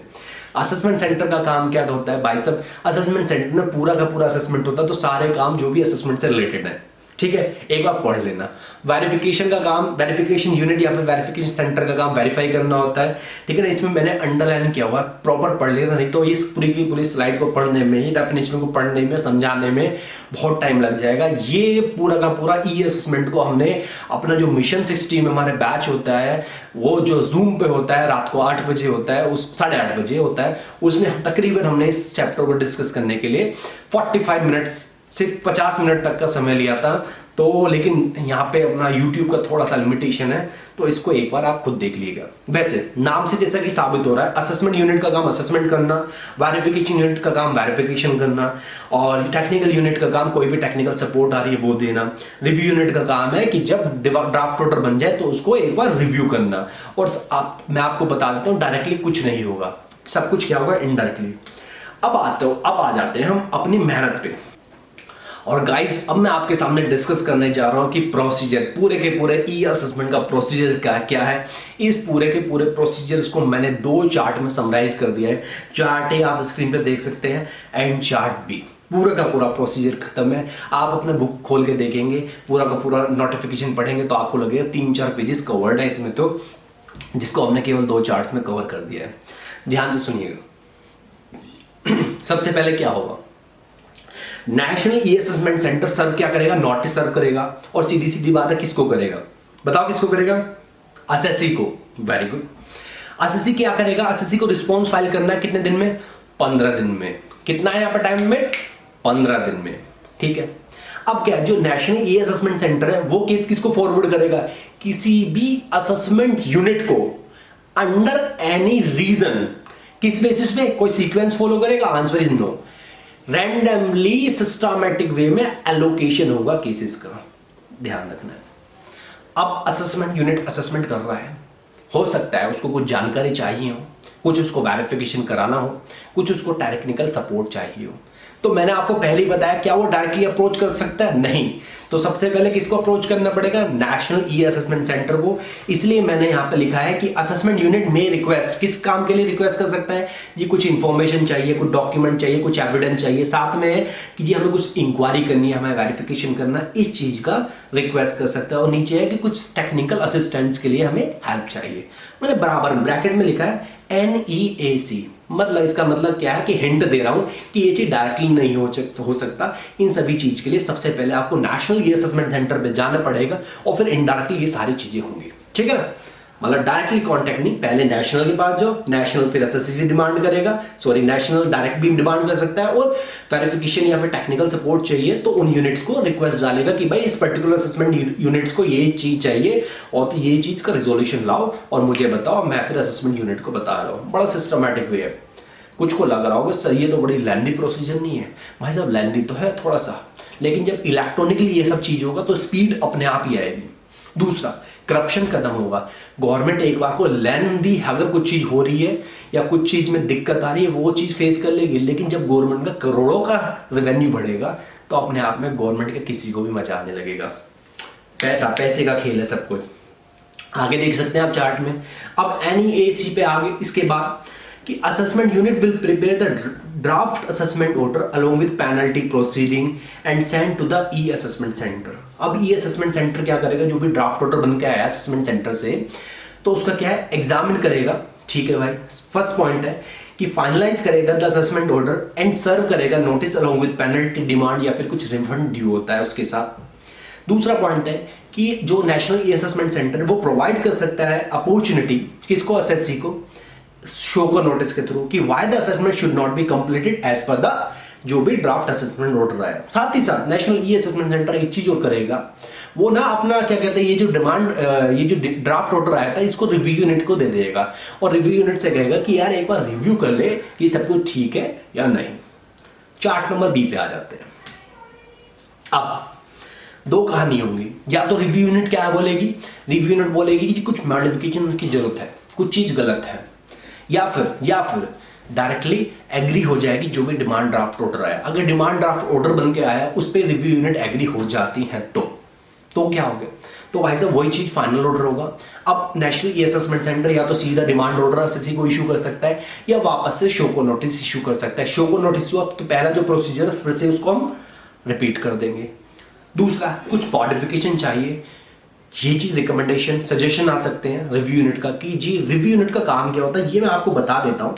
ये डेफिनेशन मैंने लिखी थी यहाँ पे, हाँ डेफिनेशन थी यहाँ पे जो मैंने आपसे कह दिया था, फिर से आप खुद ही पढ़ लो, उसमें रिव्यू यूनिट की करा देता हूँ। देखो रिव्यू यूनिट का काम होता है checking the relevant and material evidence. सबसे नीचे देखिए, okay, issue on which addition और disallow should be made in the draft order, judicial decision have been considered and dealt with in the draft order, checking for the arithmetical correctness, arithmetical error देखना, साथ में कि supreme court के judgement है उसको लगा दिया है या नहीं लगा दिया, जिस इशू पे डिसअलाउंस दिया गया है वो इशू वैलिड है या नहीं है, ये सभी काम क्या है, रिव्यू यूनिट का है। ठीक है ना, तो अपने चार्ट पे आ जाते हैं।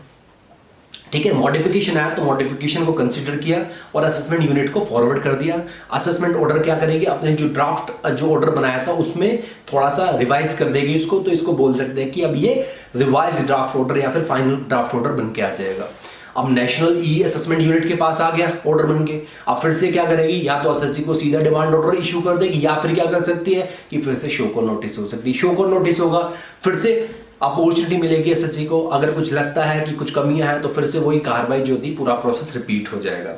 आई होप आपने हमें करेक्ट किया होगा। ठीक है, अब क्या होगा नीचे चार्ट में कि final order shall be serve to the assessee by national e assessment unit as a demand notice oblique show को नोटिस, और अगर शो को नोटिस है तो फिर से वो प्रोसेस रिपीट होगी। और लास्ट में ब्लैक बॉक्स में मैंने लिखा हुआ है कि national e assessment unit share after completion of the assessment transfer करेगी सारे के सारे जो इलेक्ट्रॉनिक रिकॉर्ड है किसको, असेसिंग ऑफिसर्स को, having jurisdiction over such cases, उस केस के ऊपर जिस भी असेसिंग ऑफिसर्स की ज्यूरिडिक्शन है उसको ये सारे के सारे केसेस ट्रांसफर, सारे के सारे electronic record related to that case transfer कर दिए जाएंगे।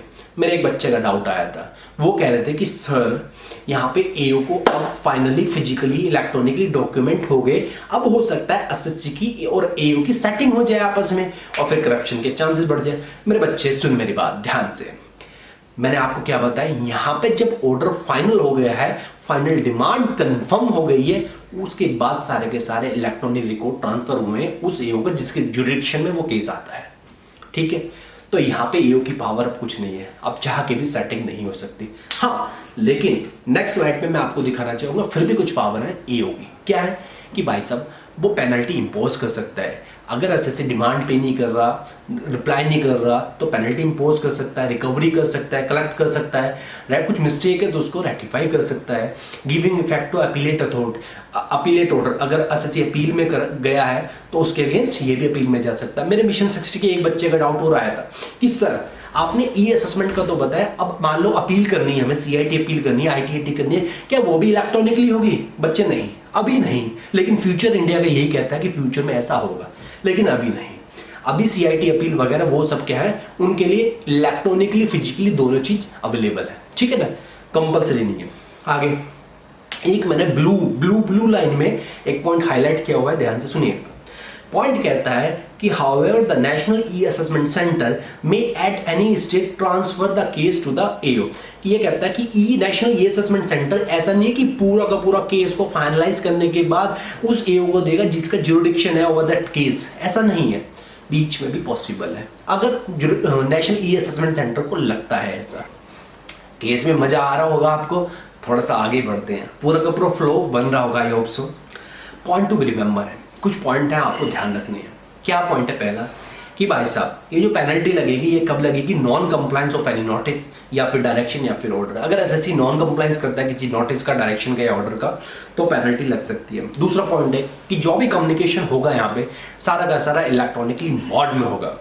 तीसरा point, no personal appearance in the process, ये कहता है कि कोई, देखो फेसलेस स्कीम का नाम फेसलेस ई असेसमेंट, यानी फेस नहीं दिखाना भैया, बिना फेस के होगा, फेसलेस होगा, लेकिन फिर भी अगर एसएससी चाहे तो रिक्वेस्ट कर सकता है और वो अपना फेस दिखा सकता है थ्रू द वीडियो कॉन्फ्रेंसिंग से हो सकता है।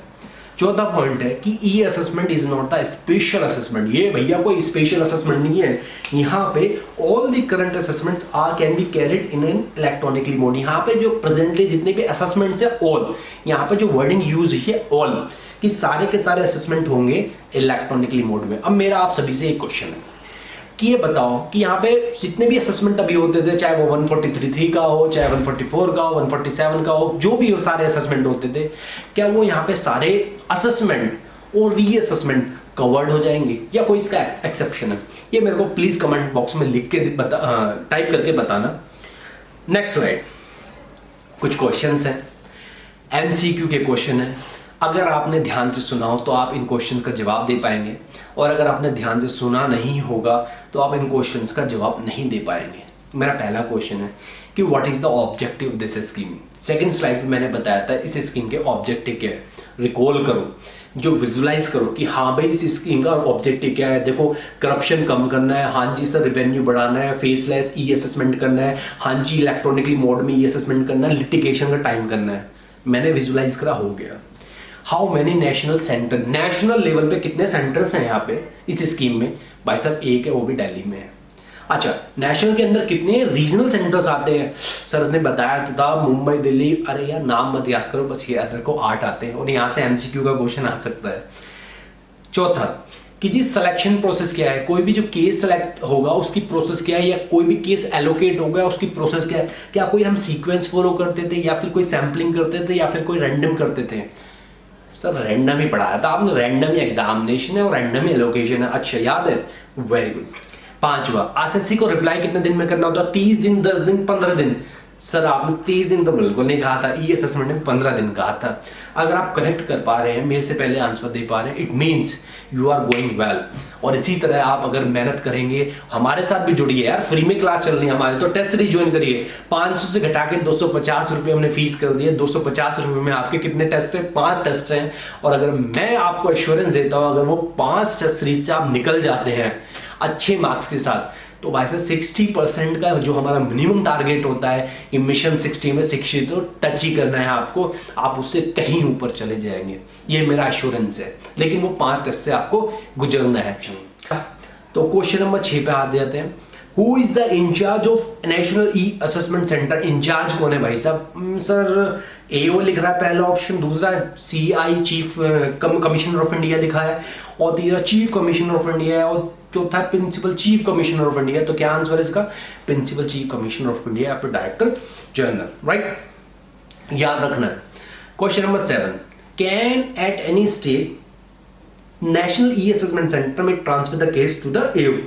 बताओ, आपने सभी अभी तक यही सुना होगा कि जो नेशनल ई असेसमेंट सेंटर है, क्या वो किसी भी स्टेज पे कर सकती है? मैंने एक पॉइंट आपको पढ़ाया था ब्लू लाइन में कि हाँ ये कर सकती है, अगर उसको ऐसा लगता है, बिल्कुल पॉसिबल है। और पॉइंट नंबर 8 है, can assessment unit oblique centre directly ask for technical support? Question है directly ask for technical support from the technical units. क्या यहाँ पे असेसमेंट सेंटर या फिर assessment unit directly technical unit या फिर टेक्निकल सेंटर्स को पूछ सकते हैं कि जी हमें टेक्निकल सपोर्ट चाहिए? आंसर इज नो, कुछ भी डायरेक्टली नहीं है भाई साहब। यहाँ पे काम क्या है? फेसलेस करना आपस में। असेसमेंट सेंटर्स का इंटरेक्शन नहीं है, एसएससी का इंटरेक्शन नहीं है। सबसे ऊपर क्या है? नेशनल ई असेसमेंट सेंटर है। यहाँ पे एक लूपहोल है, जिसकी setting national e assessment centre में है, केस वही जीतेगा। सॉरी, मेरे को ऐसा, मेरा कुछ एक छोटा सा मजाक था, मैं कुछ नहीं कहना चाहता इसके बारे में। लास्ट में 9 point, under this scheme all the communication shall take place through the electronically communication except document management oblique document delivery। फिर से पढ़ना, मैंने कहा है कि इस स्कीम में सारे का सारा कम्युनिकेशन होगा इलेक्ट्रॉनिकली मोड में, केवल एक चीज को छोड़ के डॉक्यूमेंट मैनेजमेंट या फिर डॉक्यूमेंट डिलीवरी करना। Answer is no. तो डॉक्यूमेंट मैनेजमेंट डॉक्यूमेंट डिलीवरी कुछ नहीं है, सभी चीज जो भी है सभी इलेक्ट्रॉनिकली चीज होंगी। आई होप गाइस आपने खूब एंजॉय किया होगा। ये मेरा आधे घंटे का तकरीबन 25 मिनट का लेक्चर था। अगर आपको पसंद आए तो please share this video with your other friends, और इसी तरह हमारे साथ बने रहने, मतलब कैसे बोलते हैं वो, इसी तरह हमारे साथ वीडियो में बने रहने के लिए, हमसे जुड़े रहने के लिए सब्सक्राइब कीजिए, लाइक कीजिए हमारे मोटिवेशन के लिए ये वीडियो। Thank you. और आज हम डिस्कस करेंगे टैक्सेशन ऑफ म्यूचुअल फंड। जैसे कि आप देख सकते हैं, taxation on units of mutual funds, ये पूरा का पूरा चैप्टर केवल 3 सेक्शन से डील करता है। Section number 115R, section number 115T and section number 115S। हल्का सा ब्रीफ दूंगा। लोग अपना पैसा इन्वेस्टमेंट करते हैं, ये लोग अपना पैसा देते हैं म्यूचुअल फंड्स कंपनी को। म्यूचुअल फंड्स कंपनी में एक्सपर्ट लोग बैठे होते हैं, वो आपके बिहाफ पे पैसा इन्वेस्टमेंट करते हैं डिफरेंट काइंड्स ऑफ इंस्ट्रूमेंट्स में या डिफरेंट काइंड्स ऑफ फंड्स में, और वहाँ से जो भी रिटर्न आती है वो रिटर्न डिस्ट्रीब्यूट हो जाती है आपको, यानी यूनिट होल्डर्स को। यूनिट होल्डर्स जब म्यूचुअल फंड आपसे पैसा लेते हैं तो उस पैसे के बदले आपको यूनिट इशू करते हैं। वो यूनिट मल्टीप्लाई कर देंगे अगर हम नेट एसेट्स वैल्यू से, जिसे बोलते हैं एनएवी, तो आपने जो भी पैसा दिया है उसकी वैल्यू आ जाती है। म्यूचुअल फंड ने जहां इन्वेस्टमेंट किया हुआ है, अगर वो मार्केट में बढ़ता है, वो वाली मार्केट बढ़ती है, तो अकॉर्डिंगली आपकी जो एनएवी है पर यूनिट पे वो भी इंक्रीज होती है। अगर रिसेशन आता है, डाउन जाती है, तो आपका जो इन्वेस्टमेंट है वो भी डाउन जाता है। इसके लिए एक नॉमिनल चार्जेस लेते हैं म्यूचुअल फंड्स कंपनी आपसे, ताकि आपके फंड्स को वो अच्छे तरीके से मैनेज कर सके, आपको बेहतर तरीके की रिटर्न ला सके। स्टार्ट करते हैं। स्लाइड नंबर 2 पे आ जाइए। डाउट क्वेश्चन का डाउट जो मैं क्लास में पढ़ा रहा था कि सर म्यूचुअल फंड्स कहाँ का इन्वेस्टमेंट करते हैं। म्यूचुअल फंड्स कॉर्पोरेट बॉन्ड्स में इन्वेस्टमेंट कर सकते हैं, गवर्नमेंट के बॉन्ड्स में इन्वेस्टमेंट कर सकते हैं, mutual fund equity shares of the company में इन्वेस्टमेंट कर सकते हैं, mutual fund money market instrument में इन्वेस्टमेंट करते हैं, लिक्विड्स फंड्स में इन्वेस्टमेंट कर देते हैं। क्लियर है? ओके, स्लाइड नंबर 2 पे आइए। राइट, स्लाइड नंबर 2 सबसे पहले कह रहा है कि ये जो म्यूचुअल फंड्स कंपनी है या फिर यूटीआई स्पेसिफाइड कंपनी जो है, ये जो अपनी इनकम डिस्ट्रीब्यूटेड करती हैं और वो इनकम मिलती है यूनिट होल्डर्स को, तो ये यूनिट होल्डर्स के हेड पे एग्जेम्प्ट होती है। तो टैक्सेबल किसके हैंड्स में होती है जी? ये टैक्सेबल होती है in the hands of mutual funds company. Clear है? अच्छा, अब हम टेबल नंबर 2 डिस्कस करेंगे। टेबल नंबर 2 में कहा गया है कि टाइप्स ऑफ फंड्स, कि म्यूचुअल फंड्स कंपनी ने किस किस टाइप्स के फंड में इन्वेस्टमेंट किया हुआ है, person to whom income is distributed, return कमा के कौन कौन से बंदों को म्यूचुअल फंड्स कंपनी डिस्ट्रीब्यूट कर रही है इनकम, और third rate of tax. In simply अगर आप इस टेबल को समझेंगे, इस टेबल में हमने ये बताया हुआ है कि किस किस टाइप के फंड होते हैं, और म्यूचुअल फंड कंपनियां अगर इस टाइप के म्यूचुअल फंड्स की इनकम डिस्ट्रीब्यूटेड करती हैं तो उसके ऊपर टैक्स लगेगा as per this specified rate. Clear है? ओके। सबसे पहले रो नंबर 3 पे है equity oriented fund. Equity oriented fund से किसी भी पर्सन को इनकम डिस्ट्रीब्यूट की जाए by the mutual fund company, तो mutual fund company shall be liable to pay the tax at the rate of 10% excluding surcharges and cess. ये जो rate of tax है, यहाँ पे 4 तरह के रेट ऑफ टैक्स दिए हुए हैं, 25%, 30%, 10% और 5%। 10% जो रेट ऑफ टैक्स है वो है इक्विटी ओरिएंटेड फंड पे। तो सबसे पहले हमने स्पेसिफिकली इक्विटी ओरिएंटेड फंड कर लिया कि अगर इक्विटी ओरिएंटेड फंड की इनकम डिस्ट्रीब्यूटेड होती है bye the mutual funds company तो उसके ऊपर टैक्स कितना लगेगा? 10%। कौन देगा? Mutual funds company. किसके हैंड में एग्जेम्प्ट होगा? यूनिट होल्डर्स के। क्लियर है? दूसरा, मनी मार्केट म्यूचुअल फंड या फिर लिक्विड फंड या एनी अदर फंड, किसको मिल रहा है इनकम? किसको डिस्ट्रीब्यूट हो रही है? इंडिविजुअल को या एचयूएफ को। इस केस में 25% टैक्स। क्लियर है? तीसरा, सेकंड रो देखो, money market fund, liquid fund या एनी अदर फंड, सेम वही वाले फंड अगर मिल रहे हैं अदर देन इंडिविजुअल या एचयूएफ को, तो म्यूचुअल फंड्स कंपनी कितने टैक्स देंगी? 30%। क्लियर है? लेकिन in case of mutual fund under N infrastructure that fund scheme, तो टैक्स रेट कितना है? 5%, अगर पर्सन जो है वो है नॉन रेजिडेंट या फिर foreign company. I hope this thing is clear to you. अभी तक अगर कंक्लूड करें, मैंने आपको बताया म्यूचुअल फंड्स कंपनी आपसे पैसे लेती है और आपके बिहाफ पे मार्केट में लगा देती है पैसा, राइट? फिर मैंने बताया वो पैसा किस किस तरह के फंड्स हो सकता है, कॉर्पोरेट बॉन्ड्स हो सकता है, गवर्नमेंट बॉन्ड्स हो सकते हैं, मनी मार्केट इंस्ट्रूमेंट हो सकते हैं, दिस काइंड ऑफ फंड हो सकते हैं। इसके अलावा मैंने क्या बताया, जो इनकम डिस्ट्रीब्यूट करती है mutual fund that will be taxable under section 115R और एग्जेम्प्ट हो जाती है in the hands of unit holders. फिर मैंने आपको बताया कि यूनिट जो इक्विटी ओरिएंटेड फंड है अगर, और उसकी इनकम डिस्ट्रीब्यूटेड है किसी भी पर्सन को, तो उस पर टैक्स रेट कितना है? 10%। फिर मैंने बताया अगर मनी मार्केट या लिक्विड फंड या एनी अदर फंड है और इनकम डिस्ट्रीब्यूटेड हो रही है इंडिविजुअल को या फिर एचयूएफ को, तो कितना रेट ऑफ टैक्स है? 25%। फिर मैंने बताया अगर इन्हीं सेम फंड की इनकम डिस्ट्रीब्यूटेड हो रही है अदर इंडिविजुअल या एचयूएफ को, तो 30%। अब मैं चौथा बताया था कि अगर इंफ्रास्ट्रक्चर डेट स्कीम है और वो चीज इनकम ट्रांसफर्ड हो रही है किसको?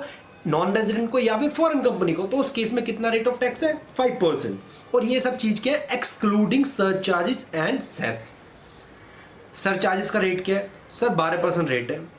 सर 15% होना चाहिए इंडिविजुअल के केस में, यहाँ पे स्पेसिफिकली 12% ही लिखा हुआ है, तो हम 12% ही करेंगे। इसके लिए कोई नोटिफिकेशन जारी नहीं हुई। क्लियर है? स्लाइड नंबर 3 पे आ जाइए।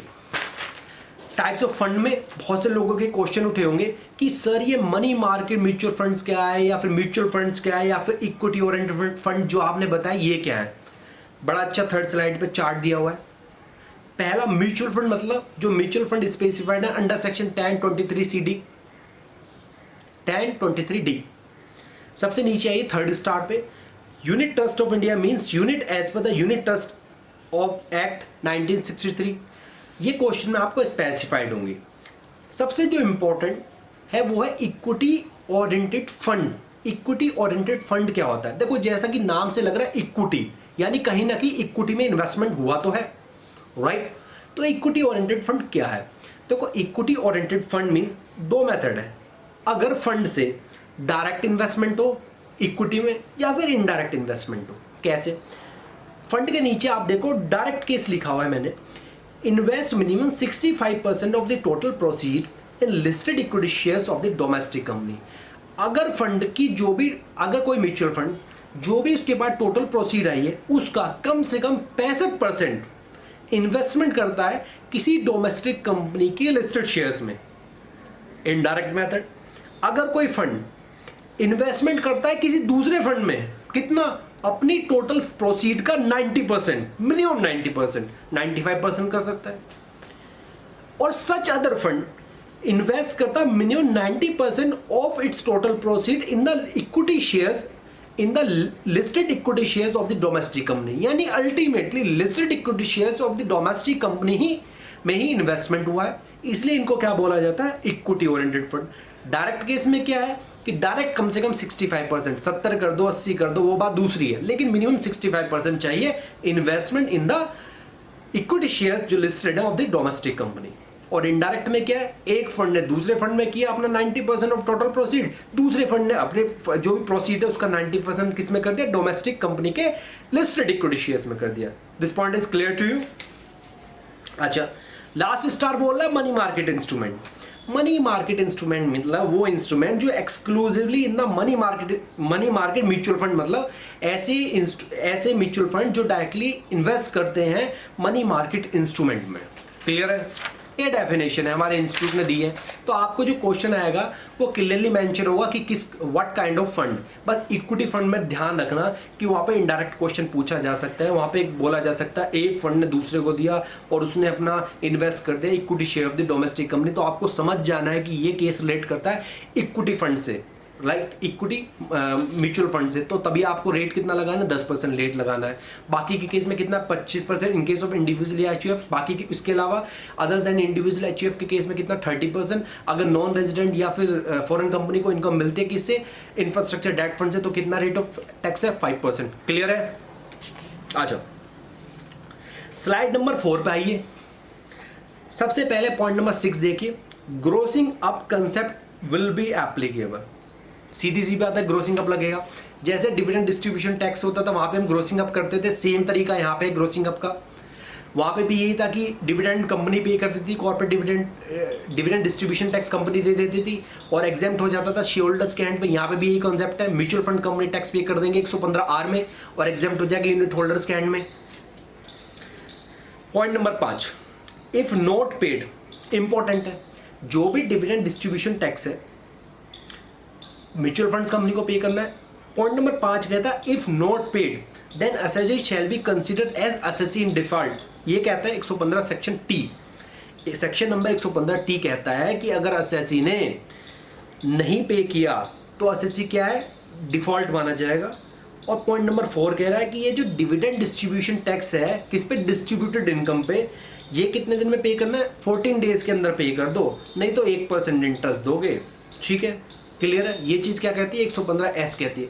तो 115S तो छोटी छोटी बातें कहता है कि 1% इंटरेस्ट दे दो, 14 दिन में नहीं पे हुआ, ठीक कहता है आप असेसिन डिफॉल्ट बन जाओगे। लेकिन 115R है वो सब कुछ बताता है जो हमने अभी तक किया है। Point number 3, no deduction of expenses against income distributed to the funds. जो भी इनकम डिस्ट्रीब्यूटेड है इनके अगेंस्ट कोई भी एक्सपेंडिचर क्लेम नहीं होगा। Point number 1 and point number 2 last में डिस्कस करेंगे। पहले आ जाइए आप स्लाइड नंबर 5 पे, बहुत इंपॉर्टेंट है, clarification regarding the additional income tax on distributed income. एक सर्कुलर आया, इशू क्या था, सेकंड पैराग्राफ की सेकंड लाइन में देखो, some assessing officer have taken a view that mutual fund oblique specified company are required to pay additional income tax under section 115R not only on income distributed by way of dividend but also payment made at the time of redemption oblique repurchase of units।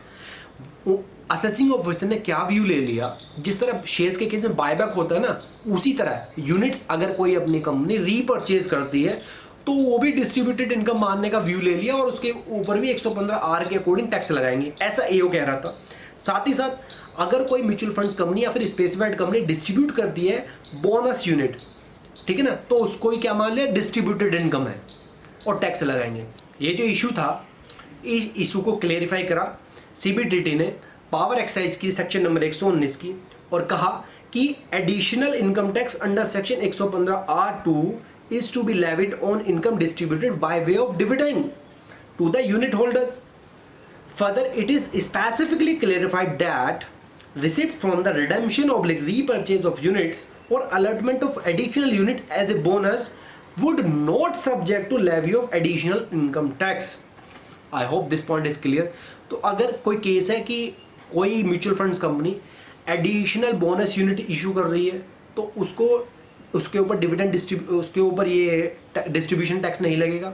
साथ ही साथ अगर कोई company repurchase कर रही है या फिर redemption कर रही है अपनी यूनिट्स का तो उसके ऊपर भी ये एडिशनल टैक्स नहीं लगेगा। राइट, आई होप अच्छी खासी क्लैरिटी आ रही होगी आपको। If yes then please share same video with your other friends. Actually मैंने एक मिशन 60 का मोटो लिया हुआ है। मिशन 60 के तहत मैं एक स्टूडेंट का एटलीस्ट 1 टेस्ट लूंगा ऑल ओवर इंडिया। साथ ही साथ 20 से 25 अच्छे खासे टॉपिक कराने वाला हूं मैं अपने यूट्यूब चैनल पे। साथ ही साथ मैं 10 केसेस लो जो ICAI ने इस बार के लिए एप्लीकेबल है मई 2020 के लिए, वो भी मैं आज के आपके साथ यूट्यूब चैनल पर डिस्कस करने वाला हूँ। अब हम करते हैं अपना लास्ट पेंडिंग पॉइंट जो हमारा बचा हुआ था। Point number 1 and point number 2 on slide number 4 पे आ जाइए आप।